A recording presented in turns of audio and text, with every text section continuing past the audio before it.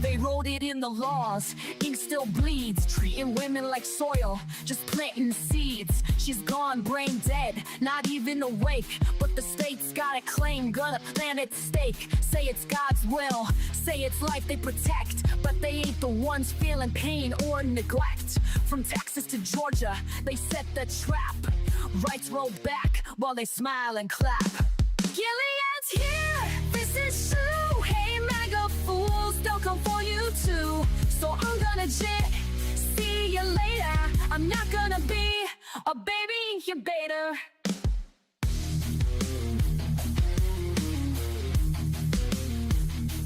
This ain't pro-life, it's control and shame. They don't care if she's gone, just playing a game. Keep her hooked to machines, cold and still, just a vessel to them, not a human with will. No consent, no voice, no chance to resist. Just laws in place, written with a clenched fist. Hospitals scared, judges playing God. Bodies ain't temples, just state-owned pods.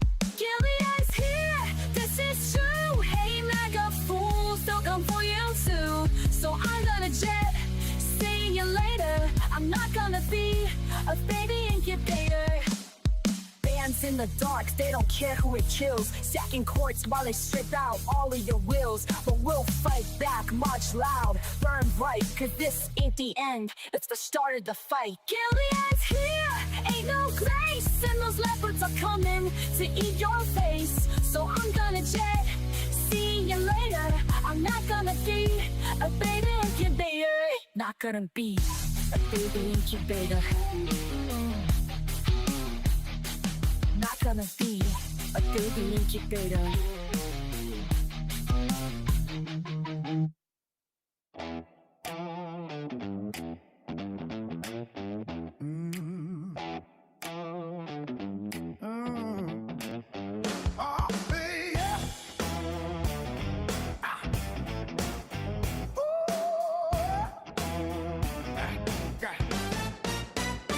He said nobody who healthcare could be so complicated.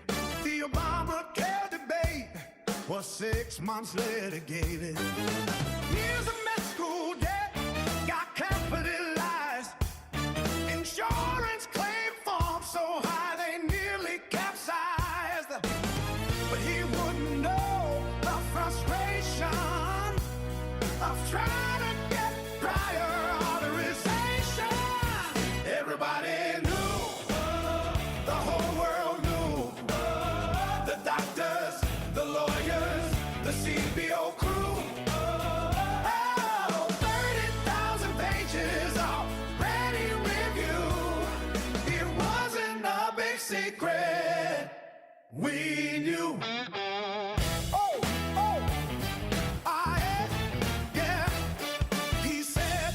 Don't realize Obama deported, but the porter-in-chief is what La Raza retorted.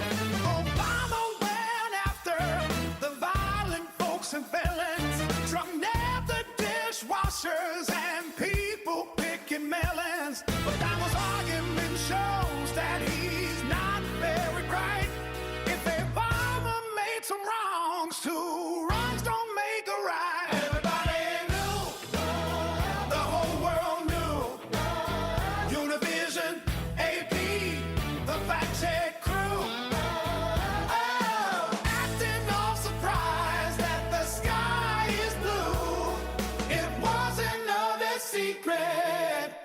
We knew. He asked who knew a virus could be so contagious. Virologists blinked at someone so outrageous. He was surprised at how many countries existed. No wonder when the virus spread, he's the one who missed it. Spread them out, slit red in every deadly hue. World Health Memo said we already knew. Everybody knew. Oh, the whole world knew. Oh, the lab coats, the leaders, and we were with the flu. Oh, the nations of the world, more than 192. It was secret. We knew you unveiled oxygen like contraband air. Like 6 there. You sat down, claiming to discover chess. War called money was his big surprise. Iraq has oil, can you believe your eyes? He said, we are divided, a surprise to no one thinking.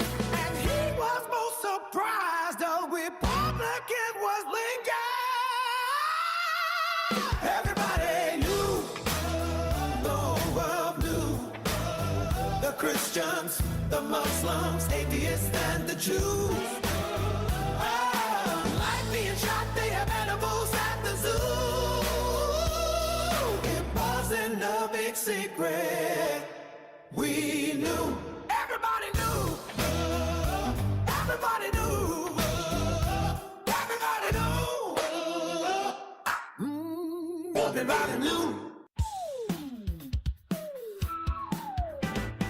Gather round, everyone, and I'll tell you a tale about an orange-faced buffoon who should be in a jail. When people say he's done something that goes beyond the pale, he will shake his head and give this answer without fail. A hoax, he says it's all a hoax. When at a press conference or with misspelled keystrokes, he says he tells no lies and that he never jokes. Confronting with the truth, he'll say it's all a hoax. A modern Don Quixote, he hates the windmills, claiming to protect the birds and whales he says they kill. But don't believe that story, it's really just a shill. He just did not want to see them wild golfing on Scottish hills. A hoax, he said it's all a hoax. When at a press conference or with misspelled keystrokes, changing a storm path with black marker strokes. Confronted with the truth, he'll say it's all a hoax.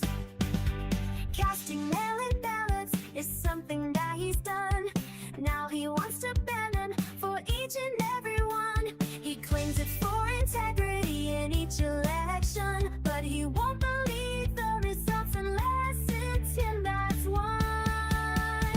A hoax, he says it's all a hoax. When at a press conference or with misspelled keystrokes, they'll fool you with distractions like real sugar and cokes. Confronting with the truth, you'll say it's all a hoax. He promised to release all the Epstein files that caused all the MAGA base to react with smiles. But how long has he put it off? It sure has been a while, and now he's calling this a hoax, protecting pedophiles. A hoax, he says it's all a hoax. When at a press conference or with misspelled keystrokes,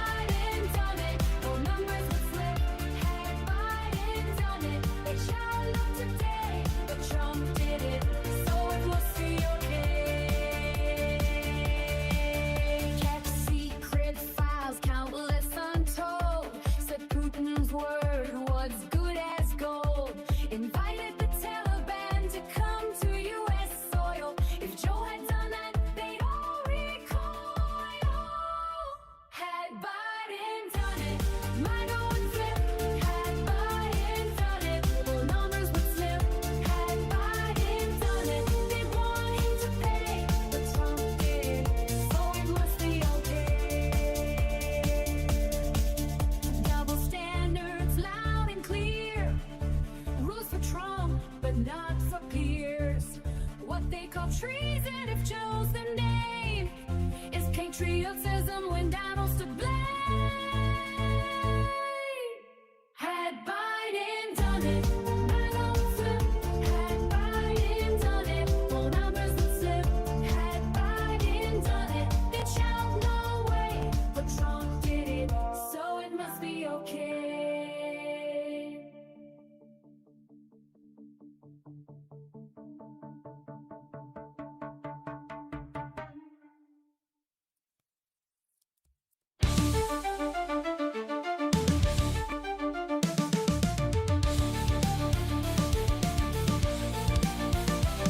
A self-proclaimed king, a groper in chief, stealing our country, a crooked orange thief.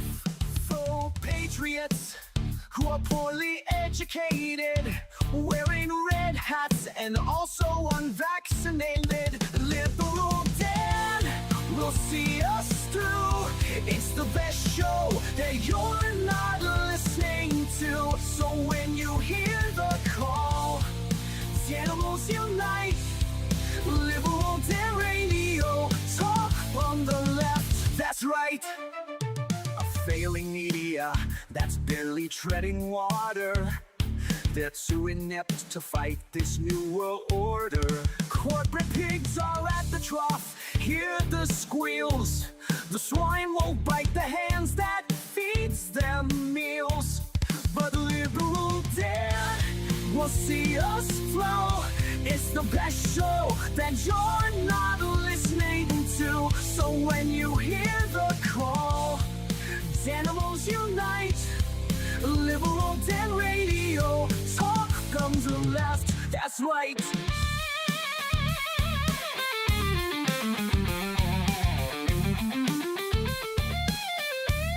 A leftist voice on air, exposing MAGA treason, breaking through their lies with facts, logic, and reason. Unmasking hypocrisy, the truth will be our guide. Call out their lies, justice is on our side. 'Cause Liberal Dan will see us through. It's the best show that you're not listening to. So when you hear the call, animals unite. Liberal Dan Radio, talk from the left, that's right. Liberal Dan Radio, talk from the left, that's right.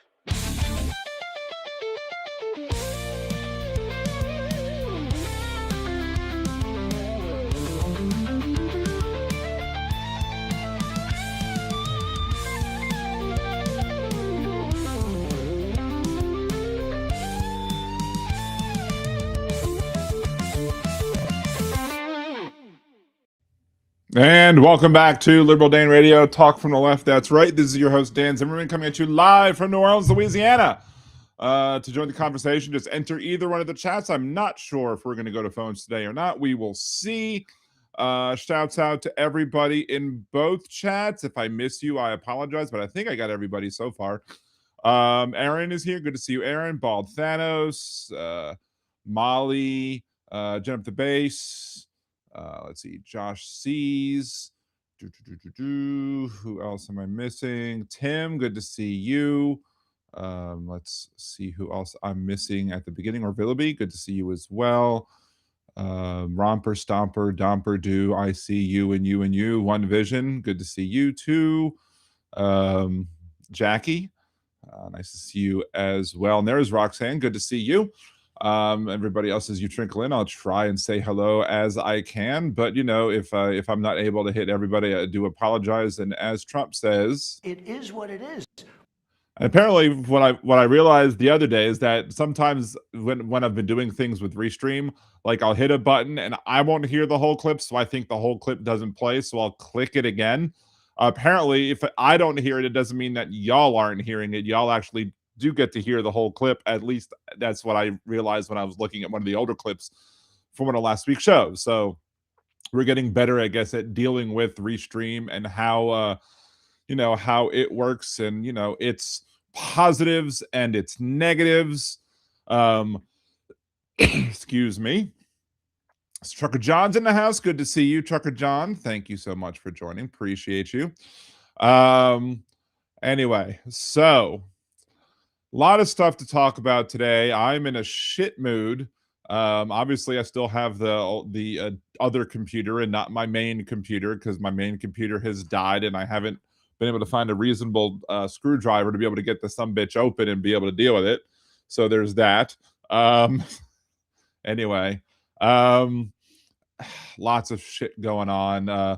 One of the main topics that I wanted to talk about on tonight's show is caused the fact that I have yeeted another person who I thought was a friend out of my life and whatever, and it is what it is. It happens, but it's just another one of the things that I have to deal with in these these past couple of years of BS that is known as life, right? So we're just going to jump right into the topic. So I don't know how much of a life update there needs to be in this particular case. I mean, I had a good weekend, but otherwise, yeah, I hair looks nicely groomed. Thank you, Josh. I mean, I really just kind of wet it, and like I showered last night, and whenever I shower, I guess here's when I shower at night. And, I'm typically the type of person I like to shower in the morning. But when I shower at night and I put the CPAP on my head, it just makes my hair go all nuts and crazy. And I definitely need a haircut. So I will, so right before the show, I just wet it and brushed it and reshaped it or whatever. So that's why it's still kind of wet. And that's probably why it looks more neat than it might normally look. Hey, Bethany, good to see you as well. So anyway, I guess one more update from one of the topics we spoke about last week a couple of times. And this is the former DeRidder Mayor, Misty Roberts, who again was convicted of crimes with children, but only received a 90-day jail sentence because the judge suspended the 2 concurrent 5-year sentences that she got for the crimes that she was convicted of. Plus $5,000 in fine, plus probation conditions, counseling requirements, sex offender registration, after being convicted of carnal knowledge of a juvenile and indecent behavior with a juvenile. Of course, social media has been completely, having a problem with what went on. But Judge Savoy, who was the person over the trial, this news station, which I'm reporting it from this particular site, which happens to be Hot 107.9, Acadiana's hottest music. Hey. So Savoy declined to provide a formal interview, but he did point reporters back to comments that he made during the sentencing hearing. According to Savoy, one of the primary factors in determining Roberts' punishment was how similar cases had been handled in Beauregard Parish in the last 15 years, said that local precedent influenced his decisions. Now, judicial precedent is something that is set by the Supreme Court. It's not set by lower courts. So the idea that any cases can set any sort of precedent is just mind-numbingly stupid and something that a judge shouldn't be saying. Precedent is a specific legal term that doesn't apply here. And he goes, I took into account what has happened in Beauregard Parish in the past 15 years, but appeal to tradition is a logical fallacy. So looking back at how we handled things in the past isn't a justification to how we should handle things in the future. It's very well possible that they handled things poorly in Beauregard Parish, and as such, maybe they should change how they do things. But he said this during sentencing, noting that he reviewed cases involving both men and women convicted of carnal knowledge and indecent behavior with juveniles. But again, just because other judges did similar things, that's not a justification for you to do that thing.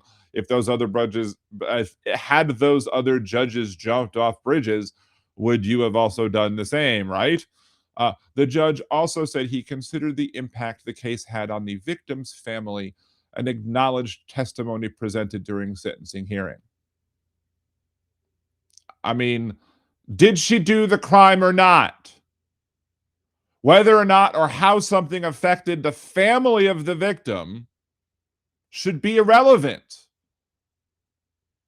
Should absolutely be irrelevant. There should be no, the victim's family felt this way, or, what's even more relevant is how the convicted person's family also might deal with it. But, in cases other cases, not in Louisiana, but when you had Brock Turner, who, you know, they were, oh, his future might be harmed. Well, maybe he should have thought of that before sexually violating somebody. So, although the sentences generated criticism, Savoy did not spare Roberts from criticism during his remarks on the bench. Judge noted that Roberts had instructed several children not to discuss what happened following an incident. You told several children that they should not talk about the crime. This is weird in how it's overlapping or whatever. But anyway, point is that, you know, the judge is trying to make excuses as to why he ruled in the way that he did as it pertains to the sentencing. And in reality, it's all full of malarkey, because she should have been sentenced much more harshly because she committed a crime that deserves to be punished much more harshly.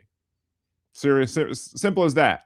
Of course, on the right, you know, the guy's side, on the right, you often hear these guys talking about, oh, you know, why is it that if a guy does it, it's, you know, it's a longer sentence, but if a woman does it, it's less. It's a smaller sentence. Well, I mean, and those same guys will also be like, oh, if I was in high school and I had the opportunity to do that, I'd have done it too. You know, not because it's, but again, how the victim feels about whether or not they would have said yes is irrelevant when the person is incapable of consenting, and the other person involved had the responsibility to make sure that they received consent from anybody with whom they have sexual activity with. And if they don't get it, then that sexual activity should be considered rape. Simple as that. But people don't want to make it as simple. DB Golding, how old was the person? 16 at the time. And she was, you know, he was over there at his friend's house. It was his friend's birthday.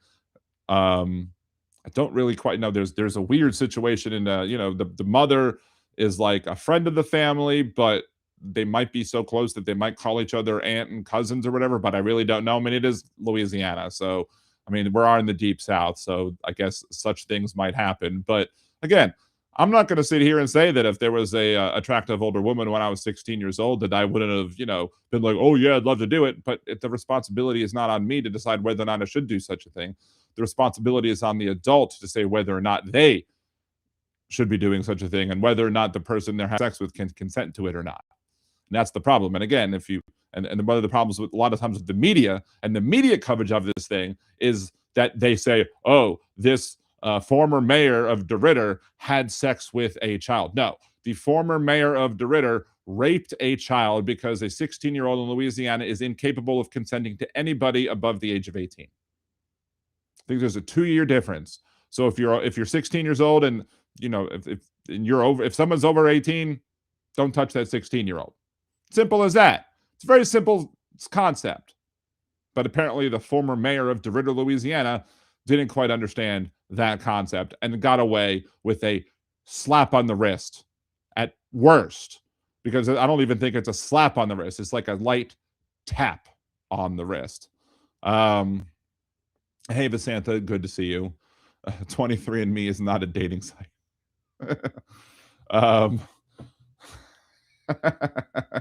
Very good. Very good, Josh. That was a very good comment. I definitely needed the laugh at that. Let's scroll all the way down and we're going to share that comment because hilarious. Appreciate that. Appreciate the laugh. Anyway, yeah. Or Broomer, Mrs. Robertson. Yes, cuckoo cuckoo, Mrs. Robertson. Jesus loves you more than you will know. Oh.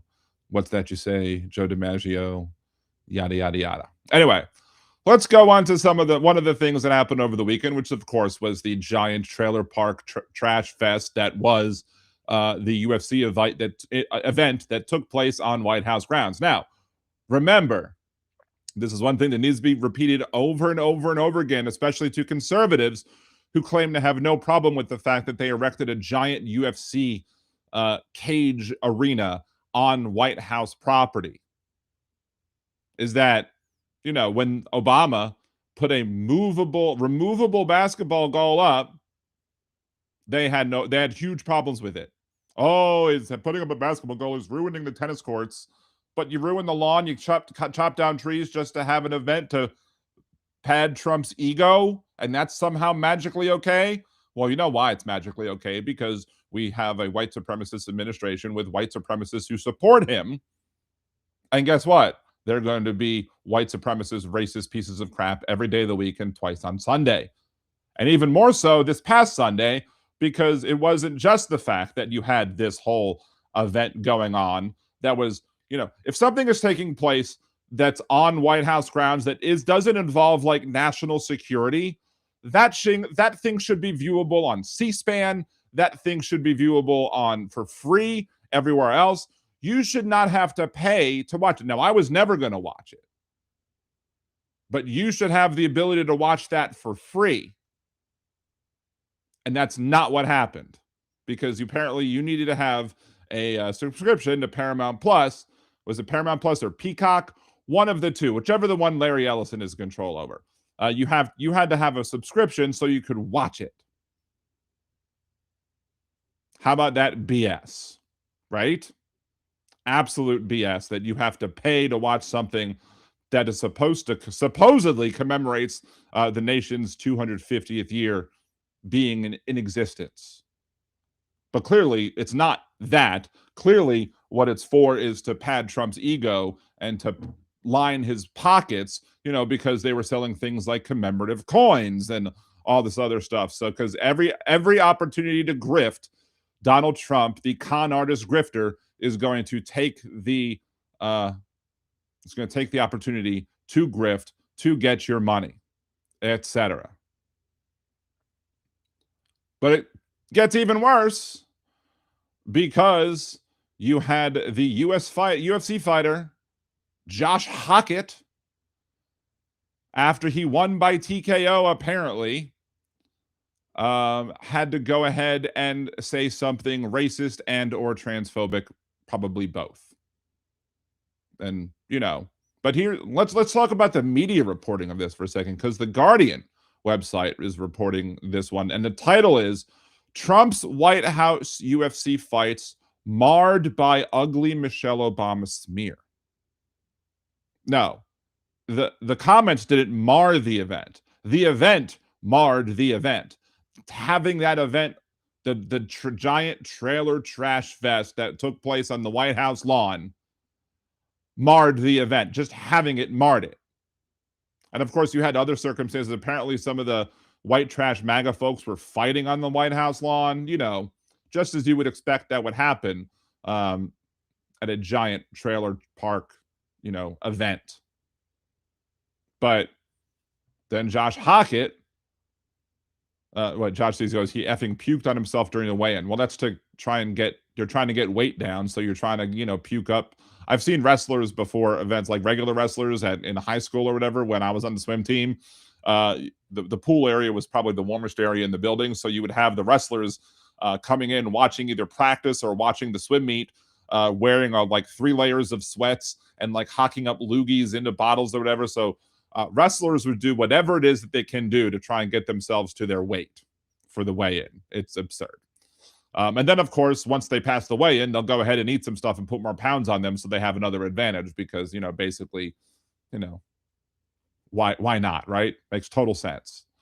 But then you had Josh Hokit, who at the end of the thing, in front of, Joe Rogan, had to go on and say that the slur about Michelle Obama being a man, which is not the first time we've heard this bullshit from white supremacist, conservative pieces of shit MAGA folks. I mean, these people have been pushing this for a very long time. I mean, they had problems with Michelle Obama wearing a sleeveless dress, but they have no problem with, Melania wearing a sleeveless dress or less clothing, because, they're racist.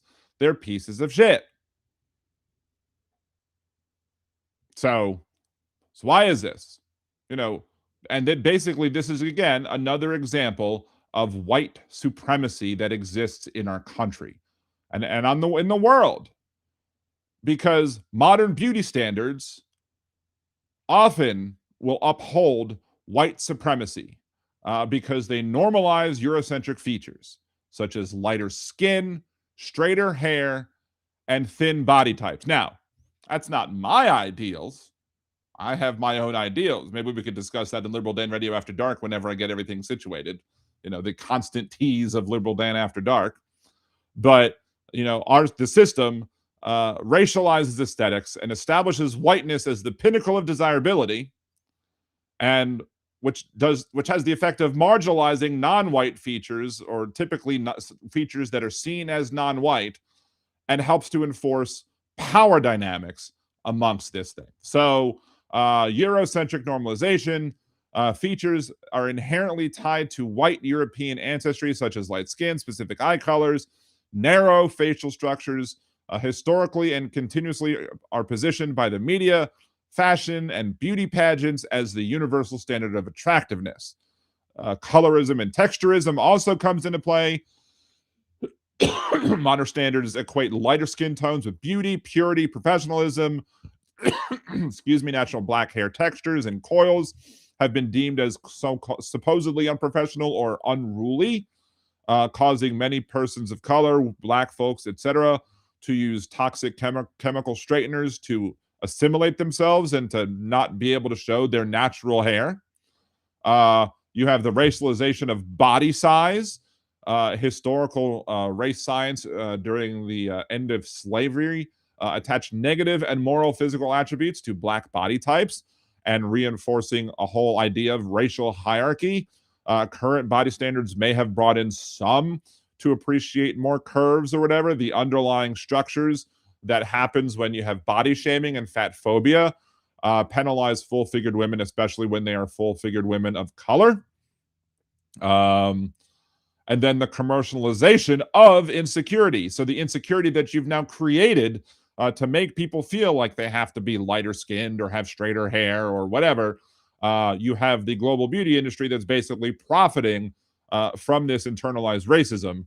They sell products meant to supposedly correct these non-white features, like skin bleaching creams and hair relaxers. Those reinforce the idea that non-white features are inferior. But it gets even worse. And not that that's not bad enough, but we're also going to throw in transphobia into the mix, because these Eurocentric beauty standards rely on a concept known as gender policing, which historically, again, uses whiteness to define what counts as a real woman. So again, when Josh Hokit made the claim that Michelle Obama is a man, he was echoing what is deemed to be a long-standing far-right conspiracy theory about her, but it also directly represents and demonstrates him being transphobic and him being racist, and how those two often operate together. So you have a term that was coined by Moya Bailey, misogynoir. The term describes a specific intersection of anti-black racism and misogyny that black women specifically will experience. And often you will strip femininity from black women by, using those Eurocentric beauty standards to basically say that black women supposedly are less beautiful. They're not. And also say that they're less feminine, whatever that means. And of course, the whole manly trope exists during slavery, colonialism, white supremacist pseudoscience, what they said was science, but not, because, morons, framed black women as supposedly hypermuscular, even though when they were trying to find the black persons to enslave, they would probably look for the most athletically gifted folks. And as such, they're creating the problem that they're complaining about, right? We've talked about that on the show a lot. A lot of times bigots, racists, sexists, etc., will be the ones who are creating the problems that they then complain about. So they'll say, again, they view black women as hypermuscular, overly strong, and aggressive to justify their being exploited as labor and being enslaved. What Hokit did basically was a modern manifestation of this, attempting to strip a high-profile black woman like Michelle Obama of her womanhood because she does not fit his beauty standards of fragile and petite, and the what is often seen as the mold of white femininity. And of course, transphobia is also a tool for racial regulation as well. So sociological research, such as the Bulletin of Applied Transgender Studies, explored how modern Western gender binary ideals is globally reinforced through colonialism, cisnormativity. We've discussed that on the show. The assumption that everybody is cisgender and not trans was established alongside white supremacy to dictate what is, quote, civilized behavior. There is the idea of the gender offender. When white supremacy is used to define the ideal woman, any woman who deviates from these Eurocentric physical norms because of height or athletic build, muscularity, or bone structure is treated as a supposed gender offender. And of course, there's collateral damage. The dynamic means that the transphobic rhetoric is frequently weaponized against cis women of color. And because he accused Michelle Obama of secretly being a man, or many other people have also done this as well, folks amongst the MAGA right, the rhetoric uses transphobia as a punishment for Black women because they don't view trans people as being, valid, or, they don't accept trans folk for who they are. So when they claim that a woman who is a cisgender woman is really a man, then they're going to use that as transphobia to punish Black women, especially Black women who occupies spaces of power and elegance and visibility. And then, of course, you have corporate and sports culture, which also interferes with that. You have the platforming of bigotry. Journalists and media analysts noted at the White House event that the UFC faced systemic scrutiny for fostering an environment where transphobic and racist rhetoric goes unpunished. I'm sure Dana White is not going to say anything. I'm sure Joe Rogan's not going to say anything. And if they do, I'll be fucking surprised. Then fighters like Hokit have historically extended these attacks to other high-profile Black female athletes as well. Look at how Brittany Griner was treated. The pattern demonstrates the underlying anxiety, which isn't about protecting women. It's about reinforcing not just a hierarchy of cis over trans, but a racialized hierarchy that says that you're going to call people who are beautiful women who happen to be Black, but that they don't believe them to be beautiful, so they're just going to mock them as being, oh, that's really a man, to try and stop, cis women from being recognized as women because they don't fit their white supremacist ideas of what beauty is, and as such, they're going to mock and ridicule and use shame. And of course, you've seen conservatives, I've seen memes today, which basically are conservatives are trying to say, well, if being trans isn't so bad, then why are you complaining that he called Michelle Obama a man? Because it's perpetuating racism and transphobia. Because we view nothing wrong with folks who are trans, and we accept trans folk for who they are and not what somebody put on their birth certificate. Y'all want to mock and ridicule and insult these people and get off on doing so. And then you're going to try and hide behind, oh, well, if y'all think that being trans is okay, then why are you so upset? We're so upset because you're racist pieces of trash, you're white supremacist pieces of trash, you're transphobic pieces of trash, and really, I'm done with all of them. I am flat out done with all of these idiotic people.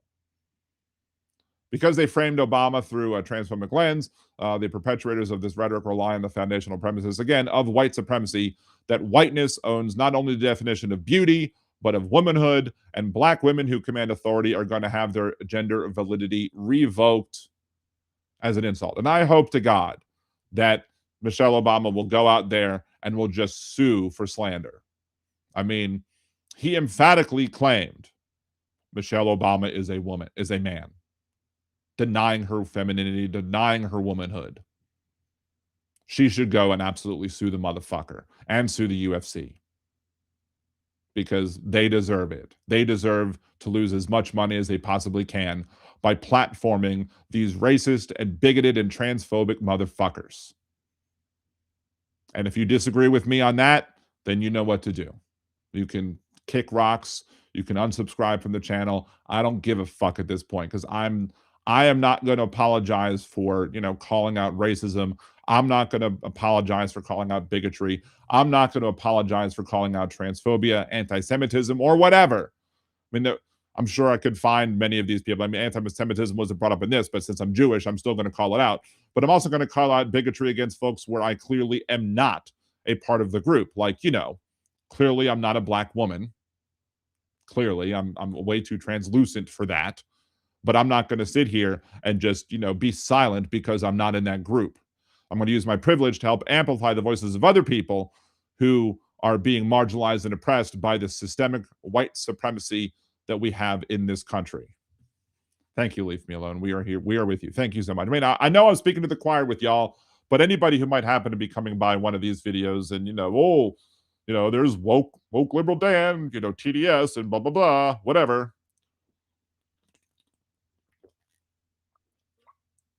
So anyway, and yeah, and the more and more I did my research on this, because I actually managed to do some research before the show. Obviously, as I hope you can tell that I did manage to do a bunch of research on the show. As I was doing the research, I was diving deeper and deeper into that rabbit hole, and I was like, okay, this really needs to be talked about on this episode of Liberal Dan Radio. Talk from the left. That's right. Christina, don't you dare apologize for any of thoughts. Oh, no. I mean, if I say I'm sorry, it's like a sarcastic sorry. I absolutely will not apologize for anything that I say to stand up for marginalized and oppressed people. The only thing I wish would be different is that I wish I had more people who could help to, promote out what I'm saying, because, more people need to hear it, because the people in the media I've seen, at least, are doing a piss poor job of trying to not just, you'll see some people giving lip service to, Hokit is, saying terrible things and it's transphobic and it's racist. But you're not going to see many people doing the deep dives like that, especially white creators. I'm sure there are plenty of creators who are trans. There are plenty of creators who are persons of color who absolutely are going to speak about this. But unfortunately, many of the people, when they hear, like white folks are going to hear, black folks and trans folks, they're going to hear them talk about it, and they're just going to ignore them like they normally do, which is why you need more folks who are translucent like myself to stand up there and amplify the voices of the marginalized and oppressed people so that more people can hear it and maybe more people will pay attention. It's a damn shame that, people won't just listen to victims and believe them when they say that they're being victimized. But that's the society we live in. We live in a society where marginalized and oppressed people are silenced by the systemic problems and failures that we have to protect said marginalized and oppressed people. So there's that. Then before we get into the other main topic of the show, I did want to talk a little bit about, the whole pending Iran deal and the media failures in discussing the pending Iran deal. You have people in the media who are sitting there saying that, it's a done deal. It's a done deal. It's not a done deal until the ink dries on the paper. Excuse me. Excuse me again, that lingering cough that just sits there for weeks and weeks after I get an upper respiratory infection is just aggravating as all get out. Anyway, what was I talking about? What was I talking about? Crap. Oh, the Iran deal. Yes. So the Iran deal is not finalized. There's many more steps to go before the Iran deal is finalized. But the people that are reporting on it are like, we reached a deal. Breaking news. A deal reached. And some people said, Trump says a deal reached. And exactly, DB Golding, a memo of intent or whatever, MOI, is not a deal. Exactly, it's not a deal. And as Hal said earlier today, the art of the deal guy, should understand that. But again, he's not really the art of the deal guy. The guy who wrote the art of the deal is the ghostwriter, basically said, he's not a good deal maker whatsoever. And we all know that because his deals suck. But, these people in the media are sitting there reporting, it's a done deal. No. Even if Donald Trump says it's a done deal, haven't y'all learned enough already? Haven't y'all learned? And I know I'm going to get, this is just TDS. This is TDS. Fuck y'all. This is not derangement to understand that the administration lies out their frickin' teeth. It's not derangement to recognize that this is probably the most dishonest person who served in the role of president in forever. And we had Nixon. So, yeah, anybody who believes and reports anything that Donald Trump says as the truth, as the gospel, who's in the media, should absolutely be not listened to in the media anymore. Because if you believe what they say, believe the numbers that they give you, you just proved yourself to be so gullible that you'd probably believe that they took the word gullible out of the goddamn dictionary. But still, if some of those things that have been talked about for not just this weekend, but for weeks or whatever, if those things come true, the hypocrite of the year will again be Donald Trump. And I'm saying that not even 6 months into the year. Because he's somebody who absolutely was like, oh, pallets of cash. They gave pallets of cash to Iran. It was terrible. It's a tragedy that they gave all that money to Iran. First of all, it was frozen money. It was frozen assets that Iran had. So it wasn't U.S. taxpayer dollars. It was frozen Iranian assets that were probably going to get returned to them anyway. And now we're talking about what, possibly billions of dollars. Some people are saying it could be up to $300 billion that are getting sent over to Iran in some form or another. Some of that not Iranian frozen funds, but he's basically working with other people in the region to try and make sure that they get the money to rebuild what shouldn't have to be rebuilt because, he shouldn't have attacked in the first place. I want to wait I'm going to wait to talk about the whole thing in its entirety until they actually have the ink dry and we actually can see what's going on and we can actually see what's happening with what money they're getting or whatever. But I'll guarantee you one thing is that we will be able to show tons of hypocrisy amongst Donald Trump, amongst the folks in the MAGA right who are going to sit there and are going to make excuses. Because at this point, if you're still MAGA, you're the deranged person. At this point, if you're still MAGA, there is nothing that Donald Trump can do to make you leave. You're welcome to prove me wrong. But if he hasn't done enough to make you want to leave and stop being if Marjorie Taylor Greene said enough and you haven't, then that just shows you how much of a cult member you are.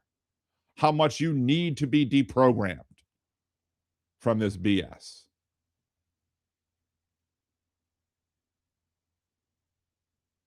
Yeah, Bethany, we had Nixon and Bush, and the dishonesty of Trump dwarfs theirs in comparison. So, did I miss something? I might have missed something. I don't know. I don't know. I think I missed something, but I'm not exactly sure what I missed. Wait. Christine Rebel, I'm scrolling back a little bit. Liberal Dan Radio, you're a suffragette. I'll take that.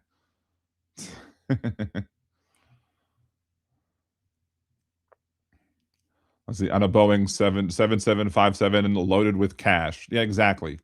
Loaded with cash, but Trump, it's possible that Iran could get more cash from this deal than they did from the Obama deal, with less requirements on proving that they're not going to have a nuclear weapon or whatever. And then Hegseth's on the news, oh, the difference is that ours is coming from a thing of strength.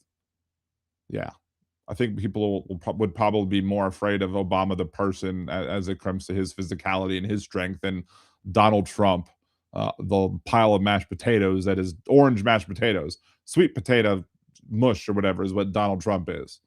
I hate to call him sweet, but, he's like a yam mush instead of a mashed potato. Anyway, so wham bam, thank you, Dan. Oh, wait, that deserves this. I'm sorry. I don't have both windows open. Oh my. Anyway, there you go. Oh my, indeed. So, I posted on my personal Facebook page, Free Luigi, over the whole bullshit that I'm dealing with United Healthcare. And it caused some people to be all up in their feelings. They're all mad. You're advocating for murder. I'm like, no, what I'm doing is I'm trying to prove a point. But apparently some people are too fucking stupid to understand the point that was being made by saying Free Luigi. But Donald Trump did say they love the poorly educated after the 2016 Nevada primary, so we shouldn't be surprised when MAGA folks try and prove their stupidity. So we're going to talk about a little bit about this quote or this idea that one death is a tragedy, a million deaths are a statistic, which is the human psychological limitation of comprehending massive loss of life. It's misattributed to Joseph Stalin, and historians have said that the true origins of such a phrase, such a term, or whatever, goes back to French satire and early 20th century literature. Psychology, easy for me to say, behind the phrase reveals why our brains process information this way. You have the identifiable victim effect. You have discussions on many places on social media discussing social behavior. Users will highlight that people are naturally hardwired to feel deep empathy for an individual with a known name, a known face, and a known story versus, thousands or hundreds of thousands or a million when people die in large groups or because of actions, which is why, people cry over the fact that Luigi Mangione shot somebody, but they're not crying about the decisions that somebody made when it comes to health insurance to, deny people claims or to delay claims to make it so that people will die earlier. Cognitive overload is something else that comes into play. When faced with millions of deaths, our brains struggle to visualize the sheer scale of that number. The volume of data strips away the personal human elements, turning individual lives into abstract data points. You could probably point at the Holocaust to say that this is different, but it's only different to us now because I'm sure back in the 40s, had you heard, oh, these Jews are being murdered in mass scales or whatever at these camps, the human mind couldn't necessarily fathom that. It took pictures coming out of the concentration camps showing the sheer, amount of mass graves that they had, showing how the people who were still alive but barely clinging on to life were looking and how they were malnourished, maltreated, etc. So maybe that is an exception to this whole thing, but it helps kind of prove the rule. Then, of course, there's anecdotal value. The phrase often describes how data abstraction can desensitize the public to humanitarian crises, making large-scale tragedies feel less immediate or emotionally taxing. Maybe some people with empathy can, overcome that, but a lot of people won't. And then you have, when you try and tie it into the corporate greed argument that we're going to be getting into in a little bit, it goes into psychological and legal asymmetry known as structural violence versus behavioral violence. Like in the case of Luigi Mangione, and when he shot Brian Thompson, United Healthcare CEO, public and institutional reactions fractured along this fault line, revealing how society struggles to view corporate harm with the same visceral disdain it reserves for a singular act of violence.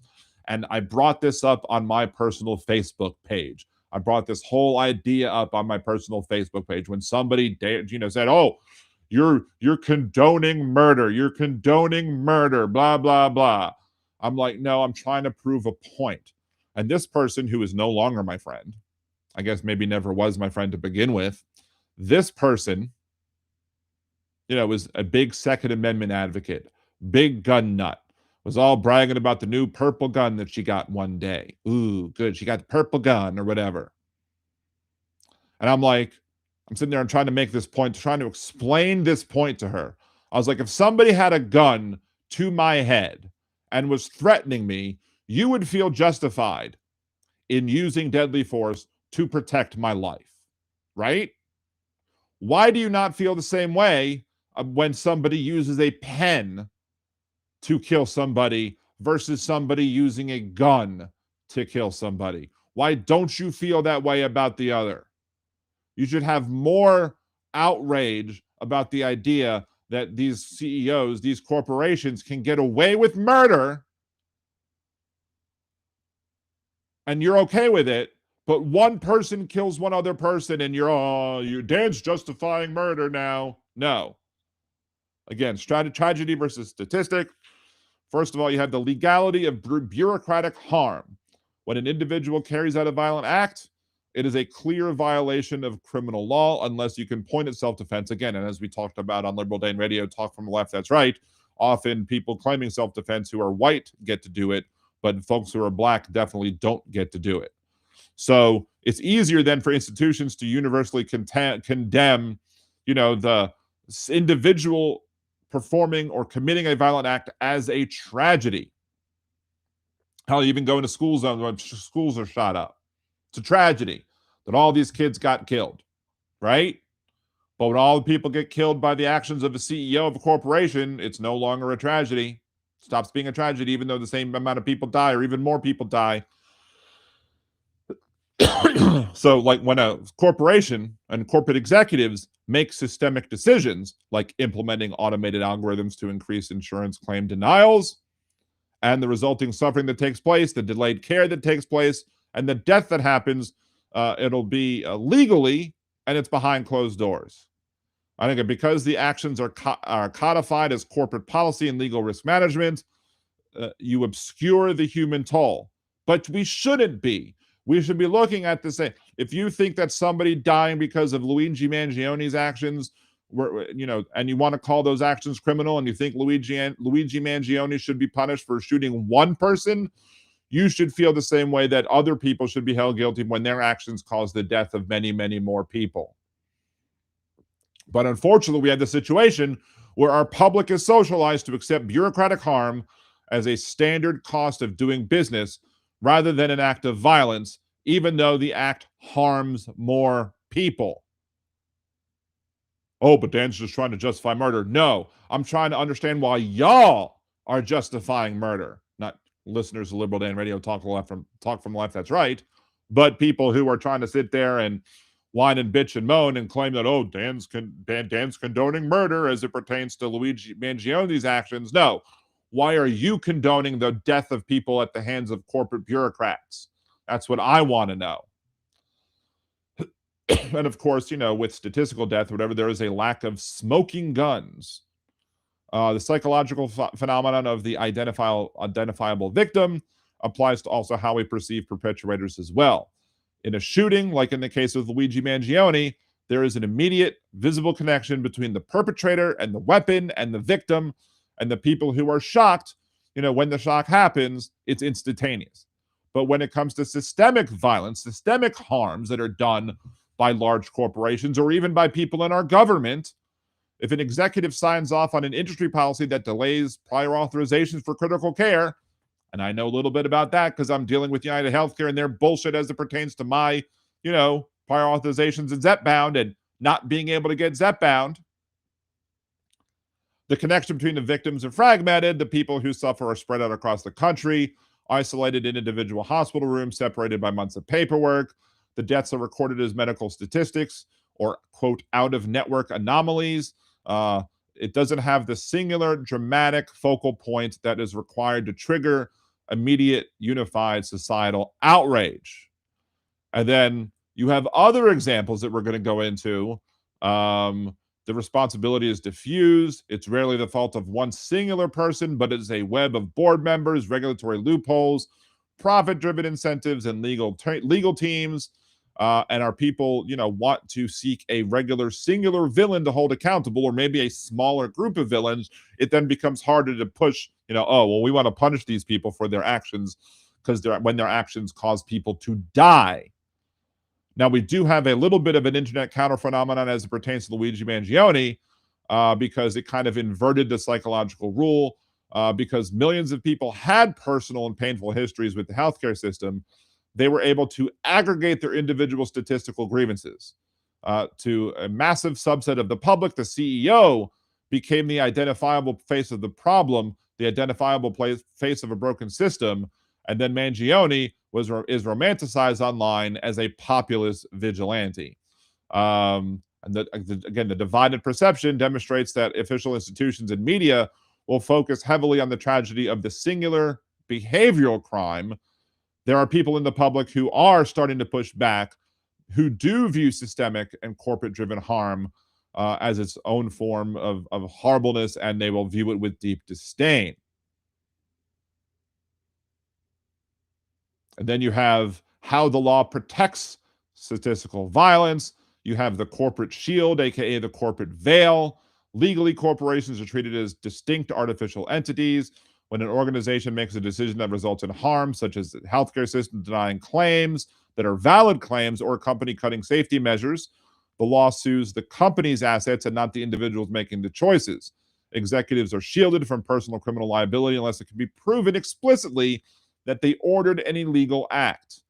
There's, of course, the idea, if you've listened to or watched Legally Blonde, and or if you're an attorney, you should know the idea of mens rea. To secure a murder or manslaughter conviction, prosecutors have to prove a guilty mind or an intent to harm. In a shooting, you can see the intent is immediate and it's undeniable. In corporate negligence, and I would even call it corporate negligence, I would call it corporate malfeasance. The executive's intent supposedly is to never kill or harm. Their intent is to maximize efficiency, reduce overhead, satisfy shareholders. The death is categorized as unfortunate, but is a detached side effect of risk management or actuarial formulas. But it shouldn't be. Shouldn't be just considered unfortunate. It should be on the hands of the people who make the decisions. Then, of course, you have the diffuse causation. If a health insurance algorithm denies a claim and a patient dies 3 months later, the law views the cause of death as the underlying illness, not the bureaucratic red tape, even though there are people who are making these decisions, sometimes, co-opting those decisions and passing it off to AI or whatever. But the people are making these decisions, and you have a whole chain of responsibility where you can't put one person as to blame, but maybe you should.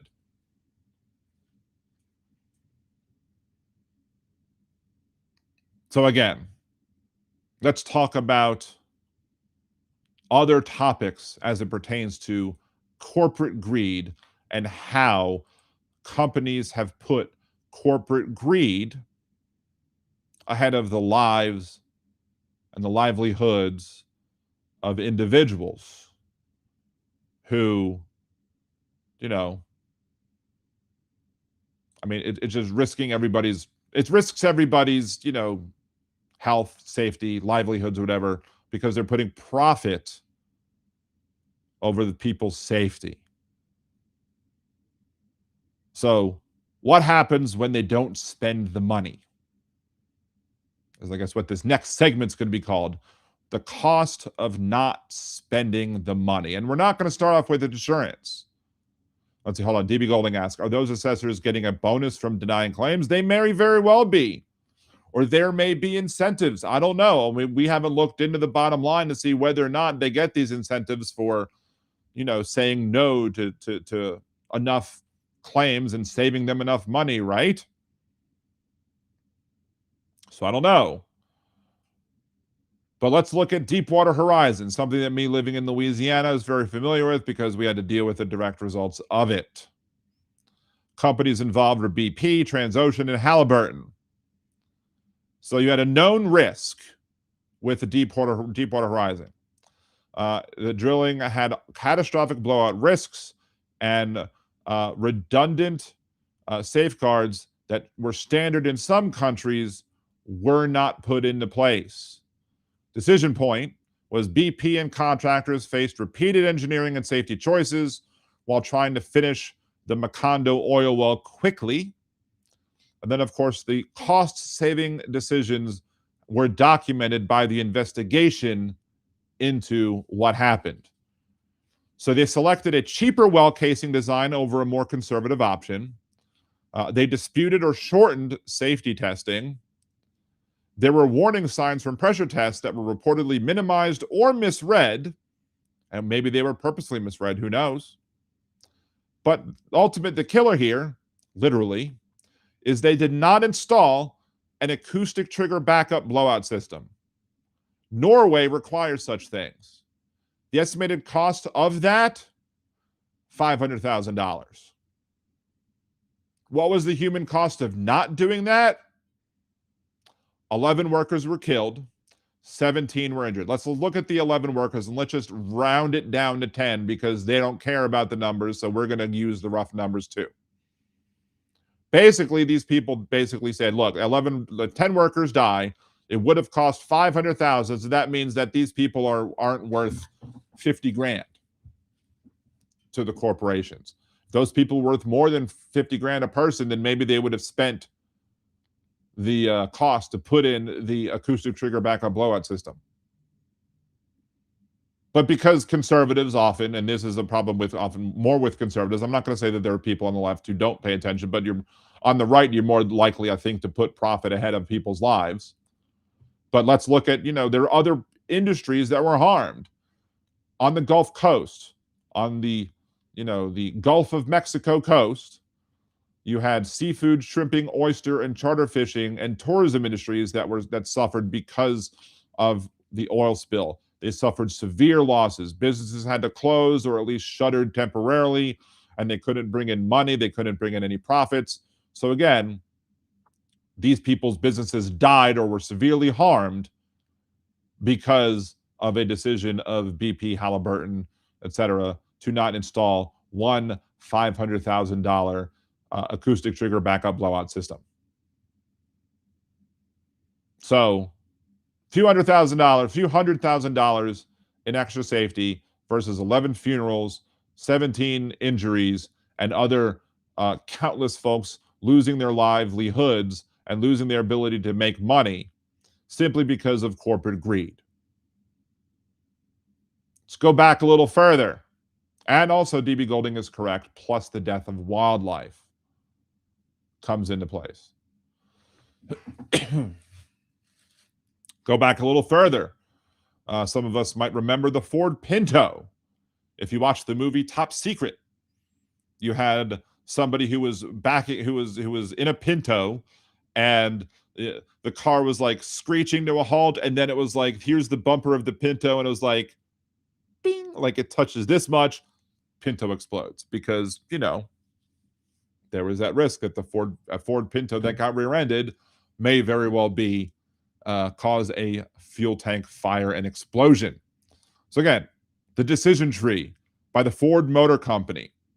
Known risk: rear-end collisions could rupture the Pinto fuel tank, causing fires. Decision point: engineers identified a relatively cheap design fix. The corporate calculation was internal memos compared the cost of redesigning the fleet, the expected payouts from deaths and injuries. The estimated prevention costs would have been $11 per vehicle. It would have cost them $11 per vehicle in addition. And they probably could have raised the price of the vehicles by $20 and nobody would have given a shit, and they would have made $9 profit. Now, there are death estimates that vary, but regulators have linked dozens to over 100 deaths to fuel-fed crashes. And of course, families lost, wage earners and faced catastrophic medical costs for those that didn't die. So not just lives were lost, but livelihoods were also harmed as well. Ford reportedly had a fix that was cheaper than lunch for 2 people, maybe lunch for 3 people back in the 70s, who knows. And they decided the math worked out the other way. And this is another example of corporate cost-benefit analysis overcoming human life. They could have spent 11 more bucks per vehicle and didn't, and people died because of it. Hell, one of my favorite ones to bring up all the live long day is Bluebell ice cream. Bluebell ice cream had known listeria issues in the plant where there was listeria outbreak or whatever. Instead of shutting down production, they continued selling the Bluebell ice cream, and people died because of it. Just as a fun note, the same person that gave me grief over the whole Luigi Mangione and the free Luigi thing also gave me grief as to, my complaints over Bluebell ice cream and to why they're still allowed to be in business. These people knowingly and willing, there's data that shows that Bluebell ice cream knew a problem existed, but instead of shutting down the factory and cleaning it and making sure the listeria problem was dealt with, they just continued to send their ice cream off on their merry way. And people died because Bluebell put profit, short-term profit, over the lives of other people. To this day, I have not had a taste, or at least knowingly had a taste of Bluebell ice cream. Ever since that was announced, I have not touched Bluebell ice cream once. Now, I like Breyers better anyway. Hey, Breyers, if you want to sponsor the show, I'm more than happy to have you do so. It could be the Breyers Ice Cream Studios for Liberal Dan Radio or whatever. Or you could, have the Breyers phone line or whatever. I don't know. But you're definitely not going to have the Bluebell phone line because Bluebell can kiss my ass. I will never buy them again. Not one bit. General Motors ignition switch recall. There was ignition switches could slip out of position while people were driving. Cars would lose power steering, would stall, and airbags could fail during the crashes. Engineers reportedly identified redesigns years before the recall happened. What was the estimated prevention cost for General Motors to do anything about this? Under $5 per vehicle. $5 per vehicle for improved switch components. How many people died? 124 deaths were officially recognized through GM's compensation fund. And of course, family lost primary earners, long-term medical disability costs for the survivors. So you could have bought a Happy Meal, extra value meal for under $5. I don't even know if you can get an extra value meal now for under $5. But failure to do so on each car that was sent out, again, you could have, if it cost you $5, you could have increased the price of the vehicle by $10. Maybe increase the base cost of the vehicle by $10, and then the dealerships could have increased it as well. All of y'all could have made a little extra money, and you wouldn't have had 124 deaths. But the failure to or rejection to send or spend money up front meant people died in the background. Can you imagine if Joe Biden got his stents out and was still an hour late to Liberal Dan's radio stream? I don't know. What would happen if that would have happened? Had Biden done it, MAGA would flip. Had Biden done it, whole numbers would flip. Had Biden done it, the screen fell play. But Trump did it, so it must be okay. First time playing that tonight. Thank you, Church Today Game. I'm glad you're okay. That you got your stent out, but I'm glad. I'm sorry you had to get that out, but I'm glad you're okay. The Upper Big Branch mine disaster by Massey Energy. Coal dust and methane explosions are among the oldest known mine dangers. Repeated federal safety violations identified ventilation and dust control failures. Federal investigators said company culture prioritized production over compliance. The estimated prevention cost would have been routine safety expenditures, better ventilation, dust suppression, fixing repeated violations, and methane monitoring. Now, again, I don't know. Weren't able to find how much all of those things might have cost. But 29 miners were killed. So investigators didn't call it unforeseeable. Investigators called it preventable, but yet they refused to spend the money to prevent it because corporate profits are more important than the lives of other people. And again, why were they allowed? If they knew that they had something that was preventable and they didn't act on it, why were they allowed to stay in business? Any business that operates like that, any business that knowingly and willingly ignores a known problem and people die as a result of it, should automatically be shut down and closed. Simple as that. If maybe that will start to have people, actually give a damn. You would think that, all humans would want to protect the lives of other people, but we all know that's not true. We have a president that proves that's not true. So, but if you run a business and you have this issue where you know something is going on and you don't deal with it, and the people die because you refuse to deal with it because you didn't want to spend the money,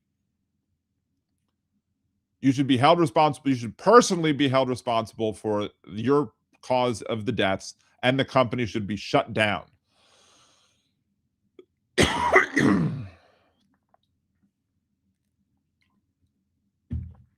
5, Campfire Company, Pacific Gas and Electric Company, PG&E, aging transmission infrastructure in fire-prone regions.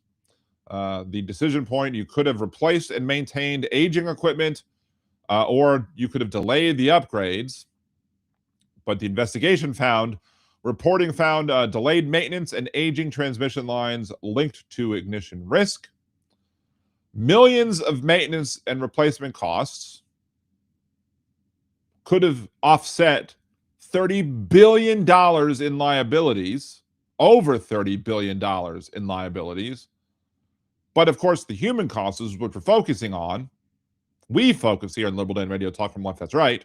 We focus on the human costs. The fact that 85 deaths happened. Paradise, California was largely destroyed. Homes, businesses, jobs vanished. But they could have spent millions of bucks in maintenance, and it said now $30 billion in costs to repair, plus the 85 billion or 85 deaths. Are 85 deaths worth millions of maintenance? I would think so.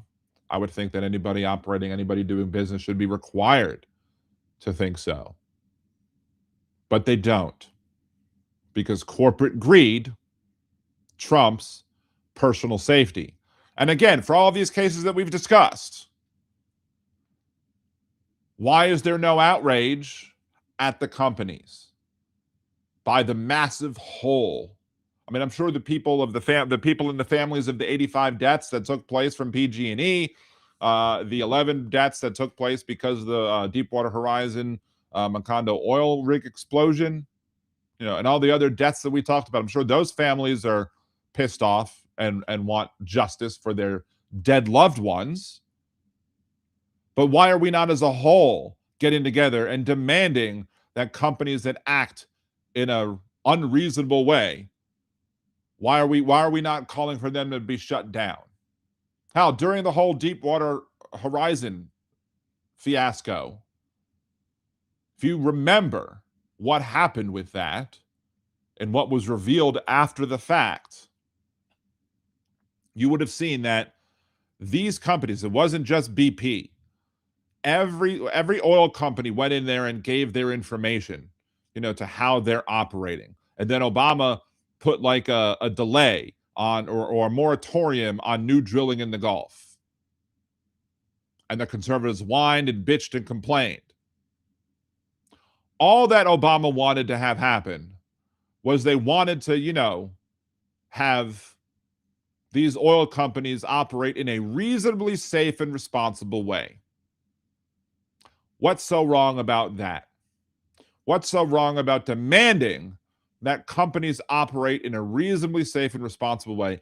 And when these companies have proven themselves to not operate in a reasonably safe and responsible way, they should be shut down, at least temporarily, if not permanently, so they can prove that they can fix the problems.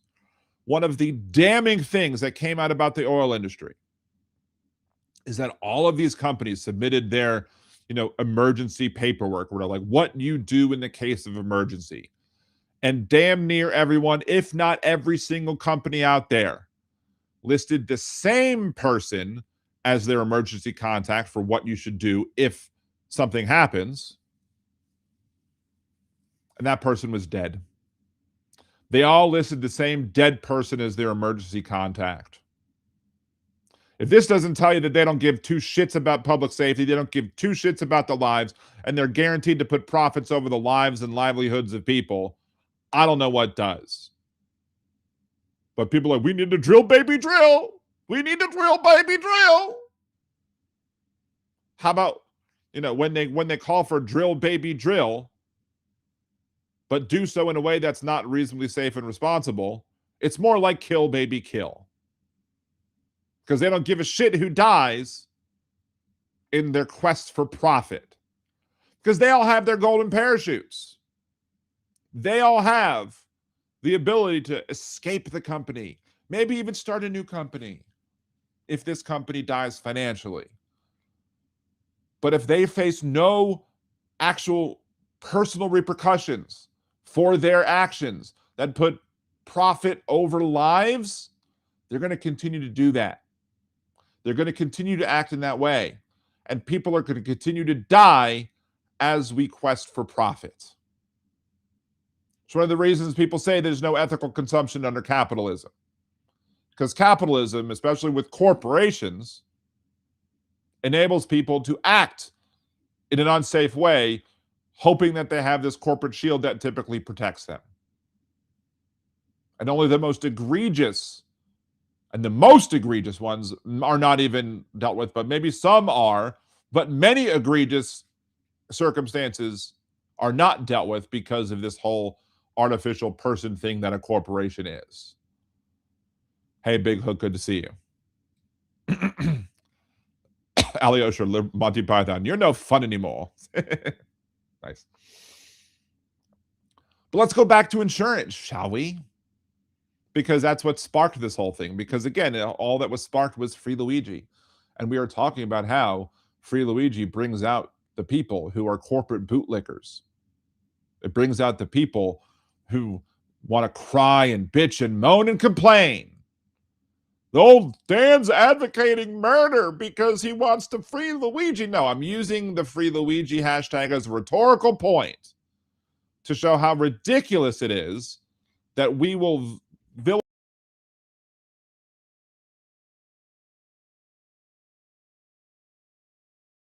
makes a whole bunch of money by skimping on costs and cutting corners, and people die as a result of it. People just turn the other way.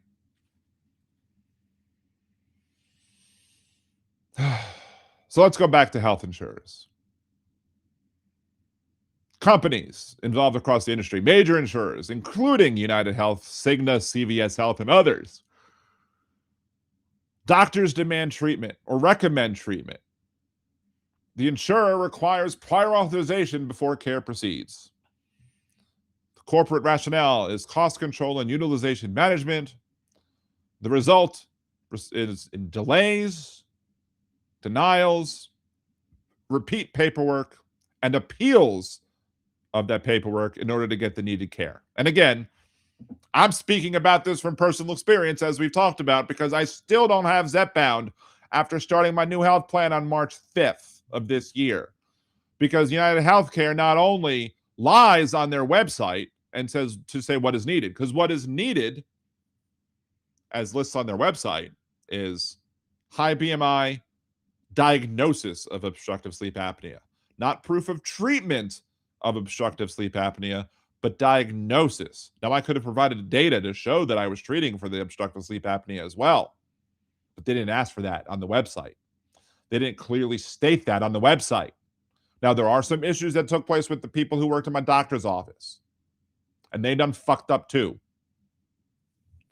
But once we got everything situated, they're still denying, and they're still denying, and they're still denying.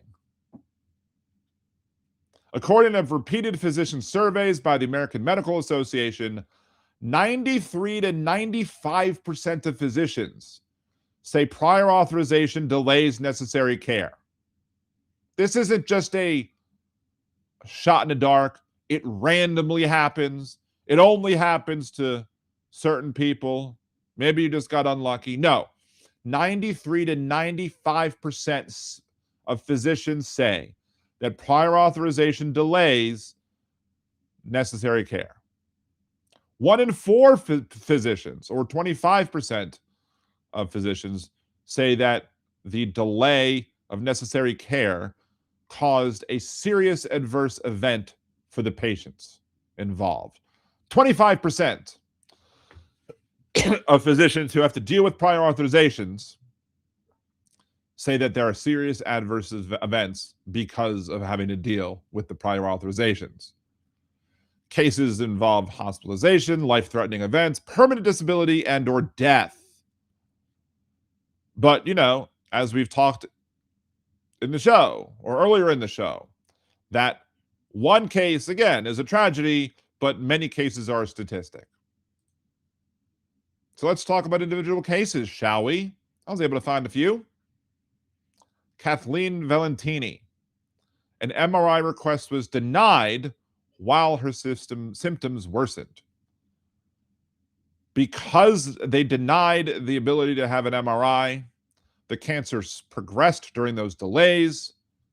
She later underwent a radical amputation and then eventually died. So, the prevention costs, a MRI, a scan that might have cost hundreds of dollars, if not the low thousand, and then a treatment that might cost tens of thousands, versus catastrophic illness, progression, disability, or death.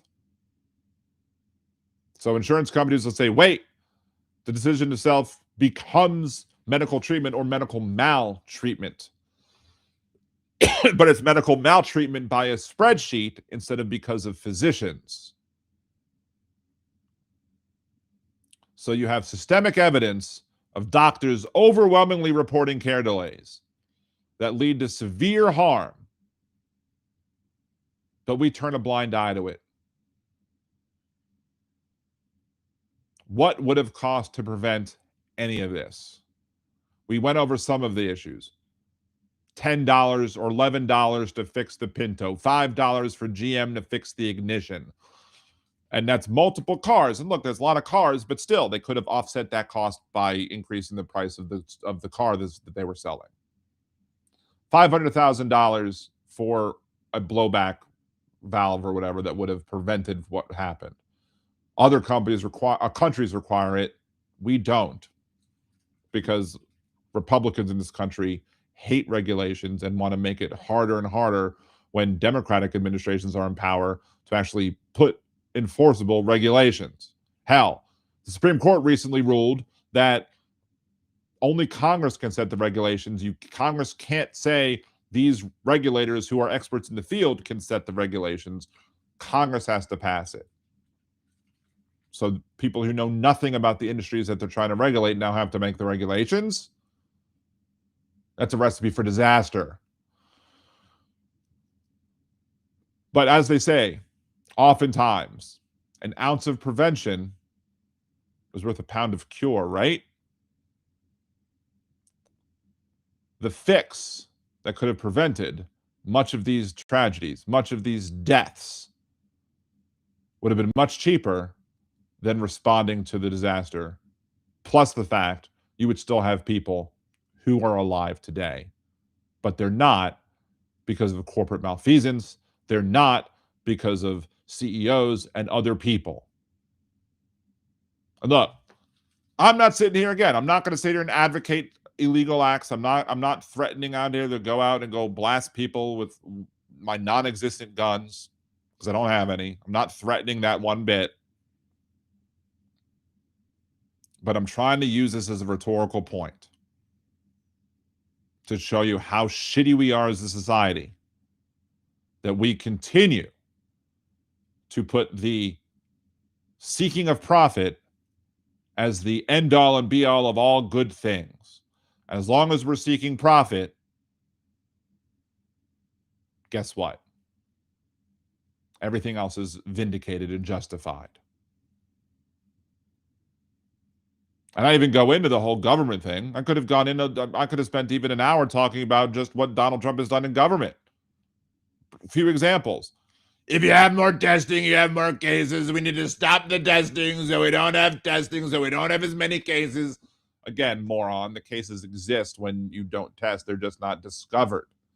And had you had a more robust testing system in this country, we could have, more quickly reacted to outbreaks and maybe shut down fewer areas while, overall, while shutting down, smaller areas where outbreaks are going on to contain those outbreaks. But Donald Trump's a fucking moron who doesn't understand science. So he thinks you can shine a light into the body, or you can inject disinfectant into the body, and maybe that is something we can do, right? Hundreds of thousands needlessly died because of Trump can't, because If Trump can't see it, You must not exist. That also includes the Epstein list. Object permanent, a milestone missed. If Trump can't see it, it must not exist. Me and atrocious every game. Share a brain, apparently. So yeah, 250 kilo ohm. Profit is our profit. The profit of Sir Profits or whatever. So we could have gone into all of that too.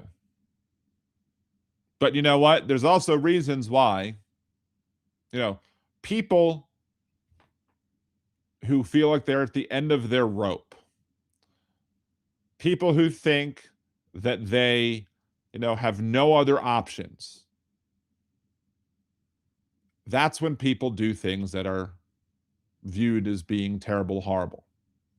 That's why Luigi Mangione allegedly acted in the way that he did.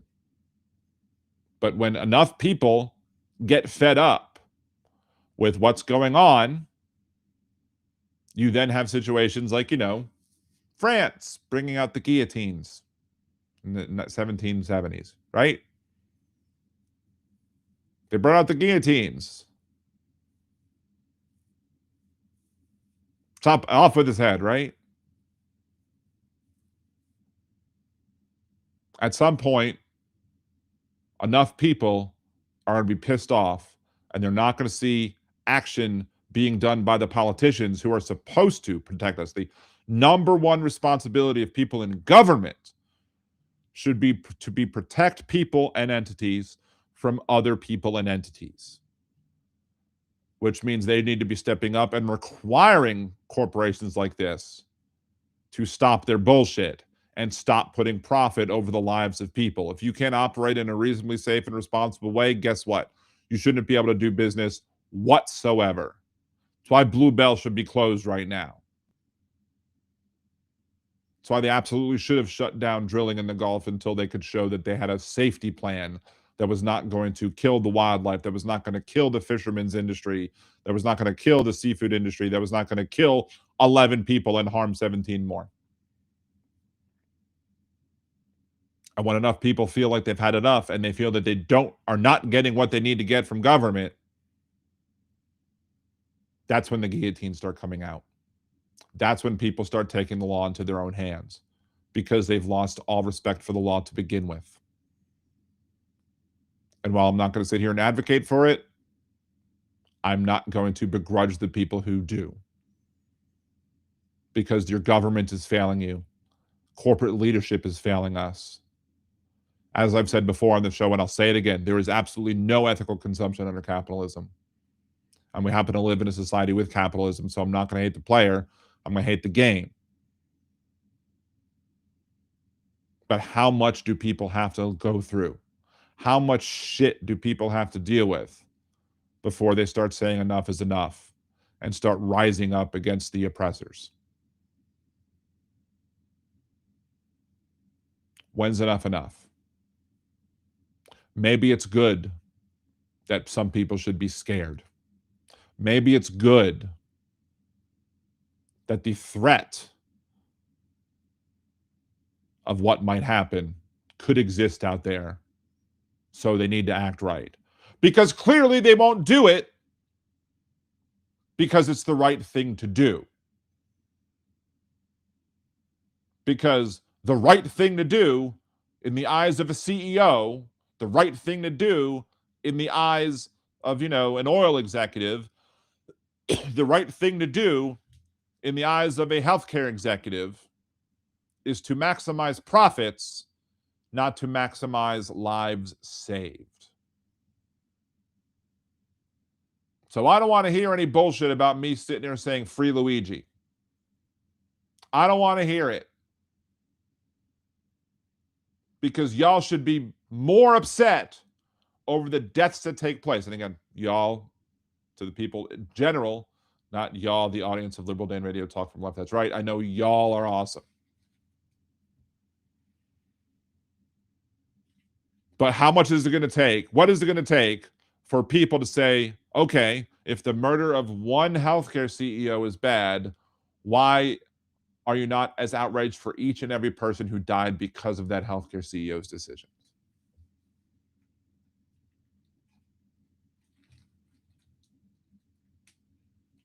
Chad, you say easy now. When do you want me to not? I mean, I'm always easy, but you know, that might also be a topic for Liberal Day and After Dark. Oh my. Anyway, you know, again, these conservatives believe that there's a so-called right to life, but if there's a right to life when it comes to embryos and fetuses, why is there no right to life for born human beings? Why is there no right to life when it comes to healthcare policy decisions? Why is there no right to life when it comes to whether or not somebody can get the needed medicine that they need? My life has drastically improved because of one fucking medicine that my new insurer won't cover. And they said that they would on their website, but they won't. They keep moving the goalposts on me.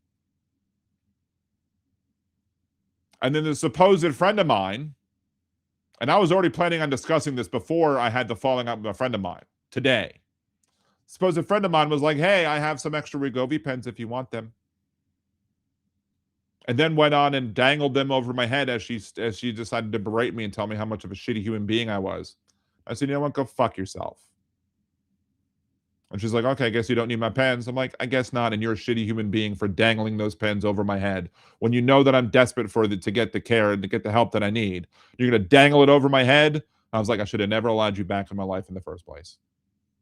Because I initially had blocked her on Facebook and everything because, you know, I knew her because she was a family friend. There was a mom's group together. I knew this person. Guess what? And then she was like, I'm ashamed to have ever called you a friend because of my position on abortion. And my position on abortion is this. I don't believe in any restrictions on abortion. Simple as that. Because before 22 weeks, fine. After 22 weeks, the only people getting abortions are the people who are dealing with life-threatening situations. And as such, government should not be getting in the way and preventing an individual from saving their lives. But somehow that made me a terrible person. She was like, oh, you're ashamed to be my friend? I can rectify that for you. Block. For some reason, she decided that, I decided that I might give her another chance. And that was proven to be a stupid idea of myself today. Because she wanted to dangle something that I could potentially use to be helpful to help me keep losing weight. She wanted to dangle that in front of me and then use that as a tool to berate me. So fuck off. Done with anybody like that. Piece of shit human beings do that sort of shit. And she was also bootlicking the corporations or whatever. Oh, you must be having something wrong. I've been dealing with prior authorizations for a very long time. Hell, last time I had United Healthcare, I didn't have the same problems with the prior authorizations as this time. I was just used to jumping through all the hoops. Absolutely was used to jumping through the hoops because I had to deal with Cassie with her previous medicine for her psoriasis and psoriatic arthritis. She had a case that was so bad that she needed not only a prior authorization for use, but she needed a prior authorization for quantity because she needed to take double the normal quantity in order to get the treatment that she needed.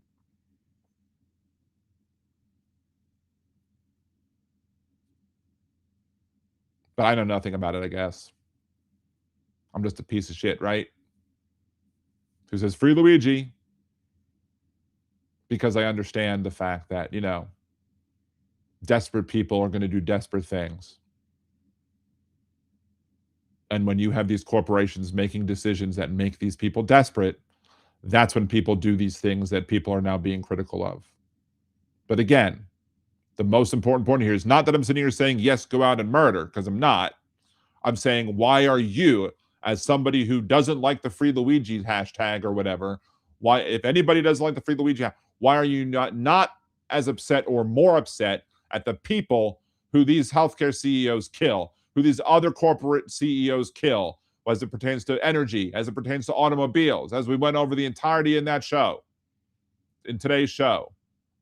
BP, Ford, General Motors, PG&E, United Healthcare. All these companies could do things to save lives, but oh no, they might have to risk the profit. The shareholders might have to have a little less money in their dividends, or the shareholders might not see as much growth as they did in their 401ks. So we have to justify the allowed killing and murdering of people because of that. So no, I'm not going to take it easy, Chad. Not one bit. I'm not taking it easy.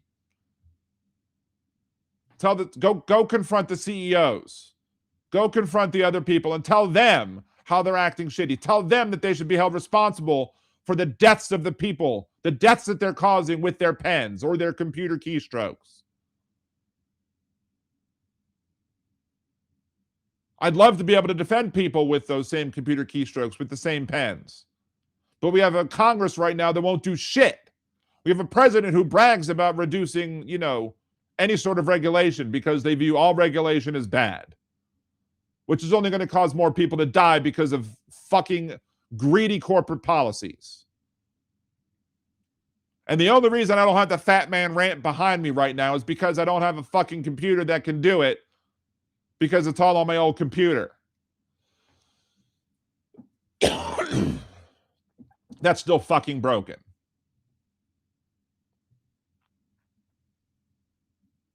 Jan Morgan, yeah. Bread and circuses, but we're all out of bread. And the circus is the clown show that took place on the White House lawn last weekend. And of course, that circus included, to bring it all back to the beginning, transphobic and racist bullshit.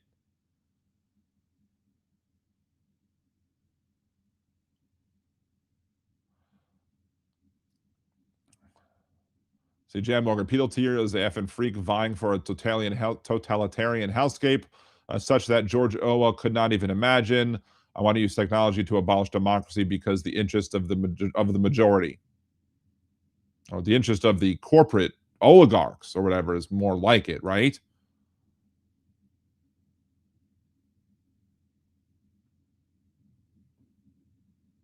Thank you, Bethany, for saying. I mean, I know I use that term, facetiously. I know I'm not a terrible. I try not to be a terrible person, at least.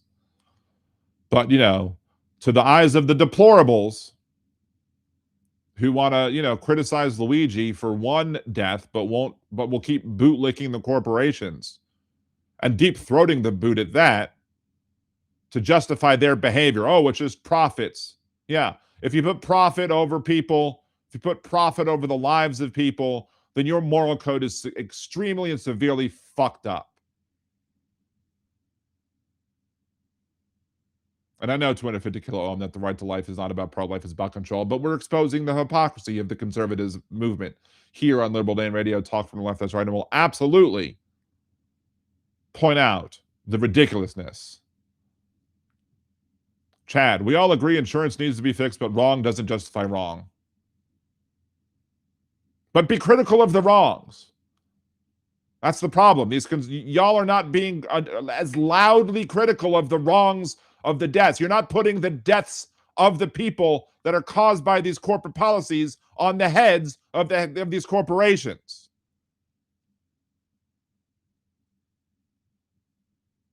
If you want to be the CEO, if you want to be the head of a company, and that company causes harm, you should be held directly legally responsible for it. And if you're not willing to do that, then you're just being another corporate bootlicker. And you're not serious about saying that we need to fix anything. Because, they say that the, deterrent of the death penalty is, oh, well, if you have the death penalty for people who commit murder, then guess what? People will be less likely to commit murder. Well, you don't have a deterrent when it comes to corporate executives making decisions that kill people. If you believe in a deterrent for individuals of a death penalty to say, look, if you murder somebody, you can be put to death, but you're not going to sit here and put any sort of deterrence on the people who are running these corporations, then you're being a hypocrite. You're not putting your money where your mouth is, so to speak.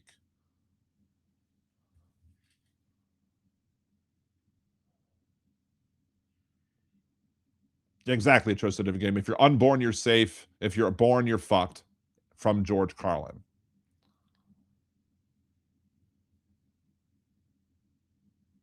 Big Hook says everything costs money, but it's necessary. Healthcare is a human right, just like housing, food, and a job with a livable wage. Amen. Preach on. Hell, we have a president who threatened to take out the water desalination, process in Iran, to take out the power plants, to take out the bridges, and to make Iran completely inhospitable for 93 million people. That's the type of bullshit asshole we have sitting in the Oval Office. Starting a needless war this year in Iran, fucking over everybody. But again, people just make excuses for, oh, it needed to be done. No, it didn't. It didn't fucking need to be done at all. Trusted every game. I love how Dan's stream have become a group therapy session for all of us. Yeah, I mean, I am shouting probably much louder than this. And again, this entire episode could be a goddamn fat man rant. So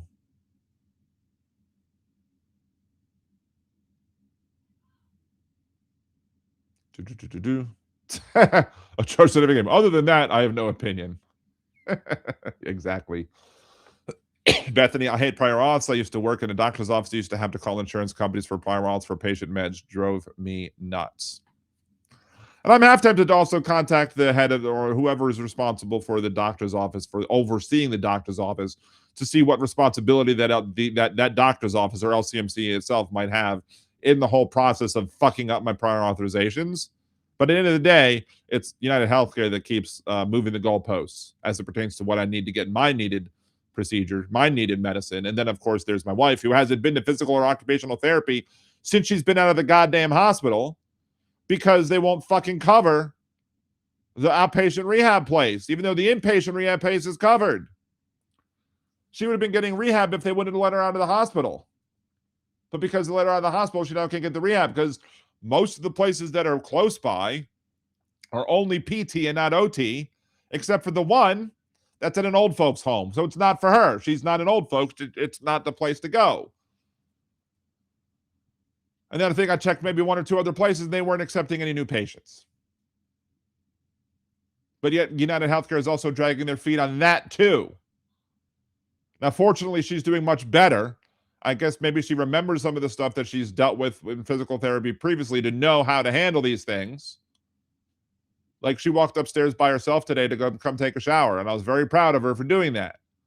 But that doesn't excuse the fact that we don't have health, we don't have the health care that she needs to get better from her health situation, because again, they're going to randomly decide that one place is not in network and then won't have other places in network where she can get the care that she needs. And we're supposed to just be okay with that. We're supposed to not rant, rave, yell, etc.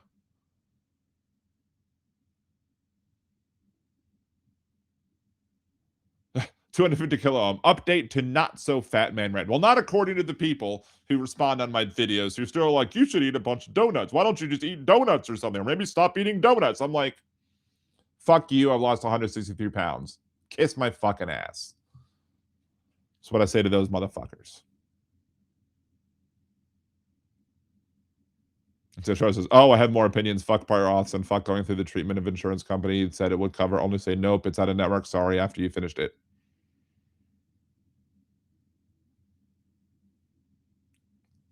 What is that? Wesley goes, stand up. You don't look fat. But what if I'm not wearing any pants? I mean, if I'm not wearing any pants, I don't necessarily want to show that off to everybody. Oh my. Actually, I'm wearing pants, but still. I mean, I could show, I mean, look, I mean, this shirt actually fits pretty well too, but like that, it's kind of hard to see. Wow, they got that blanket behind me for some reason that's now showing up, that the virtual camera, whatever. But I mean, look, I'm still chubby. I still have the chubs, but I'm clearly, I mean, if you watch old episodes, if you go look at the best of Liberal Dan Radio playlist on YouTube and you find the very special episode on living life as an obese person, you will absolutely see the difference between myself then and now. And you will see the facial difference. And it's crazy how much success I have. And that's what's most enraging about this whole thing, is I've had such success on this medicine. This medicine works for me. I think this medicine has worked for me better than it works for anybody, or most people at least. The nurse who's helping me deal with all this crap is impressed that I've lost that much weight. She can't believe that I lost this much weight, because normally it's like you could lose, 10, 20% of your weight. I've lost much more than that. And I would continue to lose more, but as of right now, I'm kind of spreading out my remaining shots so that I still have something. Some sort of help preventing the hunger, preventing whatever. But I have 2 more pens left. I will probably, maybe by my anniversary, I'll be out of medicine. By July 7th, or my wedding anniversary is July 7th. 19 years married. Because if I ever forget that I was married on 7/7/7, just put me in a home, because that just shows that I'm just too far gone, right? Oh, somebody donated. Thank you, Jan, for gifting 10 Liberal Dan memberships. Appreciate you. Look, Leanna Geyer got one. That's awesome. I haven't seen Leanna for whatever. Has anybody else heard from Leanna? Because I sent an email. I know she was dealing with some health issues. Luck Dragon 2112 got one. That's awesome. Has anybody heard anything from Leanna Geyer? Because again, I'm mildly concerned because I sent an email but hadn't heard back. So let me know, or email me if you can, liberaldanradio@gmail.com, if you've heard anything from Leanna and how she's doing. Because again, I'm concerned. I would be concerned about every one of y'all if I hadn't seen y'all in a while. So I do want to know. So if anybody knows it, if you know anybody who knows her, just let me know, right? So we'll have another show well before that. I'm sure I won't have a show on the 7th. Well, probably won't. I don't know, is the 7th even? Let's see. Let's look. Come on. Why is it not clicking up? Let's open up the calendar real quick just to see what day of the week that is, as it slowly loads because my computer sucks.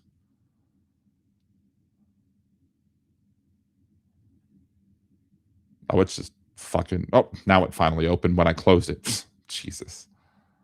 There it is. There's this calendar. July 7th. Oh, I wouldn't even have a show on July 7th anyway. So there you go. So July 7th is a Tuesday, so we don't have to miss an anniversary for the show.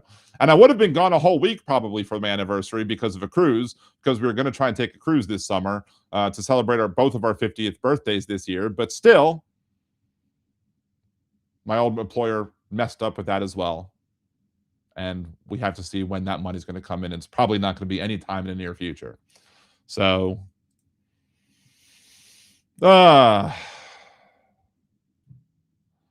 250 kilo BMI was created by a 19th century astronomer, not a doctor. Yeah, BMI is horribly flawed. Absolutely. Those who exercise live longer regardless of BMI. And I'm pretty healthy other than my BMI.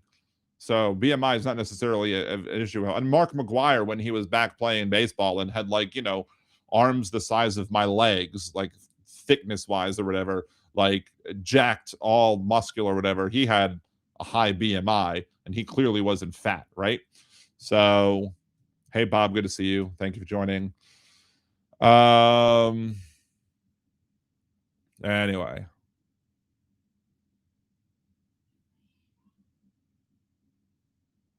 Oh, Leanna, I'm doing okay. Still a bit sore. Have a doctor's appointment tomorrow. Thank you. Okay.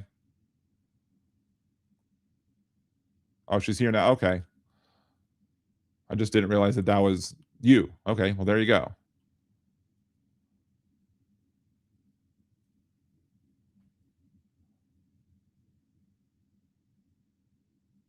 Well, I'm very glad to see that. Yay. Oh, there you are right there. Yay. All right. So that actually is a bit of good news, I guess, to end the show. Liberal Dan, I've been out a while. What do you think of data centers? I actually went on House Show to discuss AI and data centers and stuff like that. My issue with the data centers actually kind of almost ties in to this kind of. It actually ties into the whole thing. Because any data center, not just AI data centers, but any data center. Because any large-scale building that's going to suck up a whole bunch of energy or suck up a whole bunch of water or affect things like drainage should all have to make sure that those issues aren't going to hurt their neighbors. So they need to be better regulated. Like we talked about we had the show where we talked about the folks, and was it not Lake Placid? What's the name of the place again? California, right by the corner, right by Nevada. I'm blanking on the fucking name of the town, and I'm gonna say, of course, I'm so stupid. Why did I not remember the name of that town? See, I could probably see it just by scrolling down here for a second. Anyway, hey, Goddess Kimchi, good to see you. Thank you for joining. Appreciate you. But anyway, yeah, the whatchamacallit, the data centers, I think the problem is that they need to be self-sufficient. They should be energy neutral to the neighborhoods around them, or even maybe energy positive to the places around them. Like create, if you're in a good place for a solar farm, create solar farms. If you're in a good place for a wind farm, create wind farm. If you're in a place for other types of renewable energy, create those. Help make those. Help make it so that your business is not going to negatively impact the people around you. And if that's and then then I'm fine with it. Then it's just advancement. But for some reason, well, I know the reason, because of corporate greed and the Republicans who are beholden to the corporate greed, and other politicians who are not Republicans who still act like corporatists are beholden to the corporate greed. And at the end of the day, are not forcing these companies to operate in a way that doesn't negatively impact their neighbors. So that's my issue with the data centers, is that. So,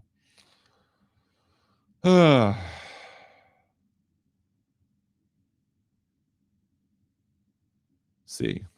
And of course, Leanna, if you've missed it, the other thing that you've missed is the fact that the show looks different because my computer died. So I don't have a computer right now that actually can run my show as I want to run my show. So I'm bare bonesing it, as some people might say. I'm raw dogging the show right now. Oh my. We're using Restream, and we're having Restream send the signals out to Twitch and YouTube instead of doing it directly from my computer, which allows me to have to deal with less video processing. I can't even do reaction videos right now reliably on this for the show, because when I do, it just sucks the power of the processing so badly that it just can't handle it. So that's why we're currently doing a bare bones version of Liberal Dan Radio Talk from the Left, That's Right, to deal with all of this stuff. But we're going to try and figure out eventually how to get this taken care of, how to fix this issue. If it's a simple matter of just having to, sell some of my shit to get a new computer, I'll have to do that. It is what it is. So, I'm sorry. That's Donald Trump's line. It is what it is. Fuck you, Donald. Anyway, yes, the spicy twins are in the chat, Jeff and Kimchi. Did I tell you just how absolutely delicious the fudge from Uranus is? Like, I got the peach cobbler fudge that they had on special for last month, and I think it was May's special. Yeah, it was May's. Absolutely. I still think I still have some. There's still some left in the fridge. Absolutely freaking delicious. That's what it was. So anyway, so it's almost 10. Hey, Catherine, good to see you. Thank you for showing up. Thank you for being here. You've probably been here for a while, but again, because I'm bare bonesing the show, I'm not as likely to see all the people scroll, because again, I can't even have the YouTube window open. I can't have the Twitch window open that I usually use to check out both of the chats. So now I have to, just look at the Restream chat, which is a much bare bones version of the chat. So I'm not seeing everybody, and it scrolls up more quickly than I would expect. Yes, Bobblebank, peach cobbler fudge. It's absolutely delicious. And I also got peanut butter and chocolate fudge as well. That's also delicious. But I couldn't say no to the peach cobbler, because I love myself some peach cobbler. I love myself some peaches. As I could eat a peach for hours. Oh my. To cite Face Off. Anyway.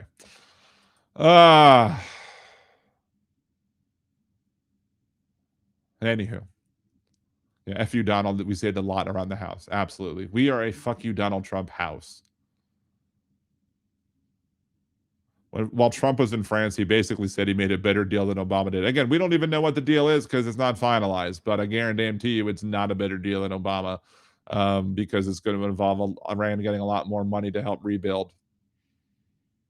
Otherwise, they're not going to stop the war. They're not going to agree to terms if it doesn't include the money to help them rebuild, and the money to help them rebuild is going to dwarf the money that Obama gave them back, which it wasn't Obama's money. It wasn't our money. It wasn't the United States' money. It was their frozen assets. And the return of those frozen assets had conditions. There's rumors that say that these conditions are not going to be met or not going to be required of Iran by the Trump deal. So the deal is automatically going to be worse. But again, we can't speak specifically as to what the deal is because it's not finalized yet. It's not, the ink hasn't even been placed on the paper, let alone dried. And any media organization that's representing it is them knowing it as facts or just believing what Donald Trump says, just goes to show that those media organizations are not any type of media organization that you should be watching or that anybody you know should be watching. The people you know should be watching Hal and Boston Brian and myself and Stephanie Miller and all of the reasonable people who don't buy Donald Trump's bullshit. So, anywho. But we are going to go ahead, I think, because it's almost 10 and call an end to this episode. I did do a lot of research for today's show. I did have a lot of statements and a lot of facts prepared, ready for the show to be able to, talk about all of the stuff that I wanted to talk about.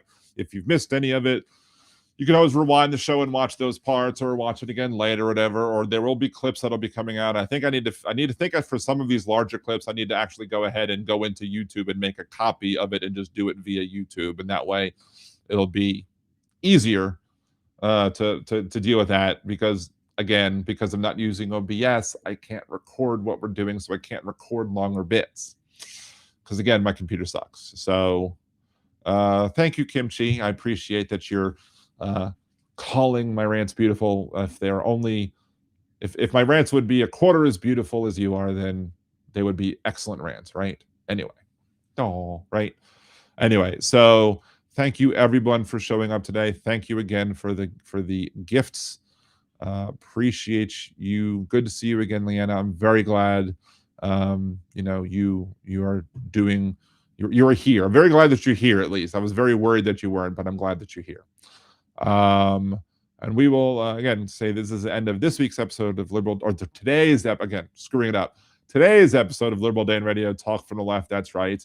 Again, for those who haven't seen it yet, the low-tech version of me going to a different screen when it comes to playing my final music is just me closing the camera with my finger. But hey, Susie, thank you for showing up. Thank you for being here as well. I don't know if I said so yet, but thank you. DPD, I don't think I said hello to you. I saw you earlier. Thank you as well. Anybody else I've missed, again, I do apologize. I do try and say Dawn is here. Good to see you, Dawn. I try and say hello to everybody as I can. But again, with the toned down show, it's sometimes easy to miss. So we're going to end the show again with a couple of original Liberal Dan Radio songs. Again, if you like those songs, go to liberaldanradio.com, which is the YouTube channel, find the parodies playlist, share those videos off to other people so they can enjoy the music too, and maybe it'll attract more subscribers to the show. So thank you all very much. Appreciate you. Have a great night. Peace.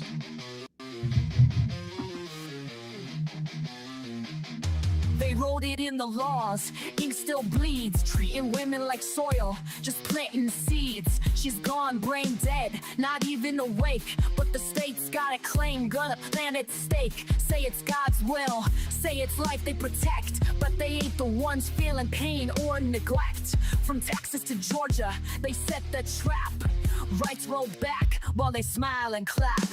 Gilead's here, this is true. Hey, MAGA fools, they'll come for you too. So I'm gonna jet, see you later.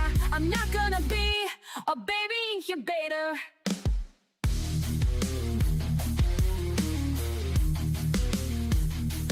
This ain't pro-life, it's control and shame. They don't care if she's gone, just playing a game.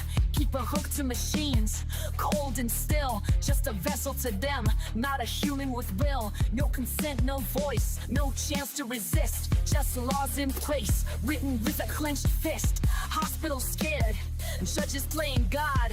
Bodies ain't temples, just stay on pods.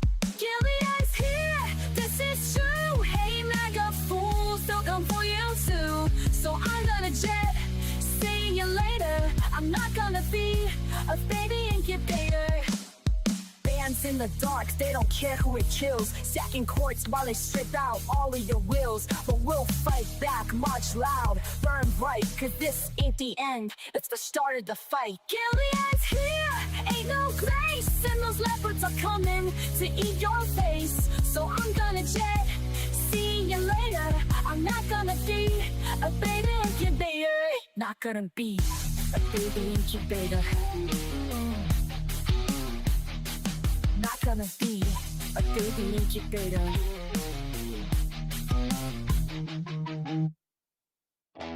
Oh,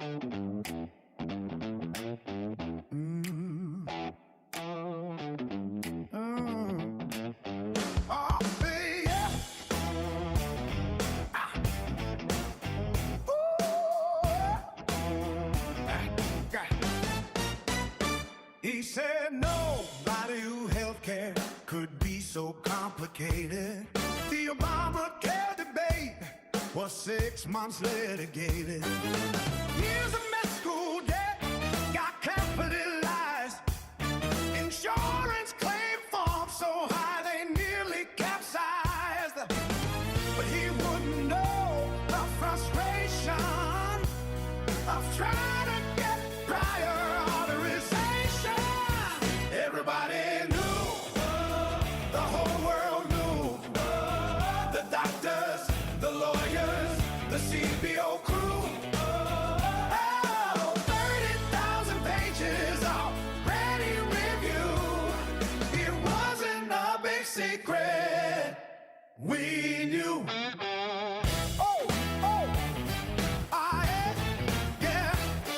He said people don't realize Obama deported, but the porter-in-chief is what La Raza retorted.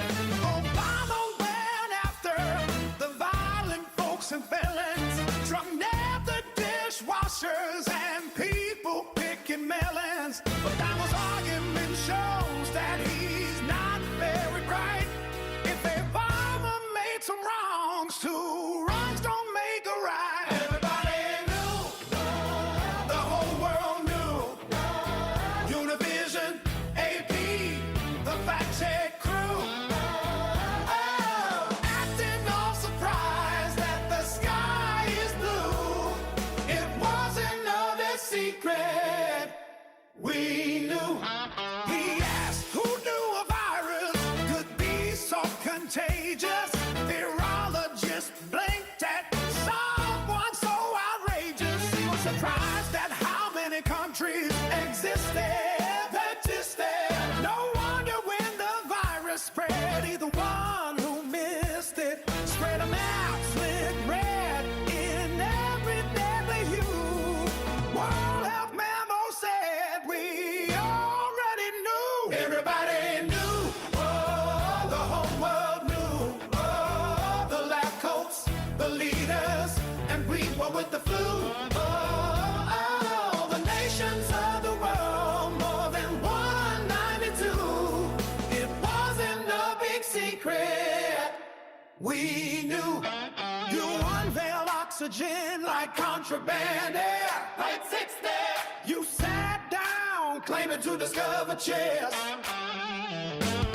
War called money was his big surprise. Iraq has oil, can you believe your eyes? He said, we are divided, a surprise to no one thinking. And he was most surprised a Republican was Lincoln. Everybody knew, the whole world knew. The Christians, the Muslims, atheists, and the Jews. Oh, like being shot, they have animals at the zoo. It wasn't a big secret. We knew. Everybody knew. Everybody knew.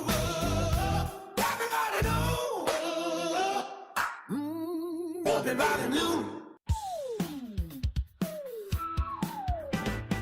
Gather round everyone and I'll tell you a tale about an orange-faced buffoon who should be in a jail. When people say he's done something that goes beyond the pale, he will shake his head and give this answer without fail. A hoax, he says it's all a hoax. When at a press conference or with misspelled keystrokes, he says he tells no lies and that he never jokes. Confronting with the truth, he'll say it's all a hoax. A modern Don Quixote, he hates the windmills, claiming to protect the birds and whales he says they kill. But don't believe that story, it's really just a shill. He just did not want to see them wild golfing on Scottish hills. A hoax, he said it's all a hoax. When at a press conference or with misspelled keystrokes, changing a storm path with black marker strokes. Confronted with the truth, he'll say it's all a hoax. Casting mail-in ballots is something that he's done.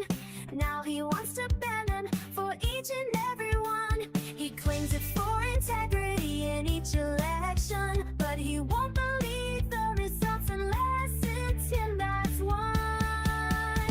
A hoax, he says it's all a hoax. When at a press conference or with misspelled keystrokes, they'll fool you with distractions like real sugar in Cokes.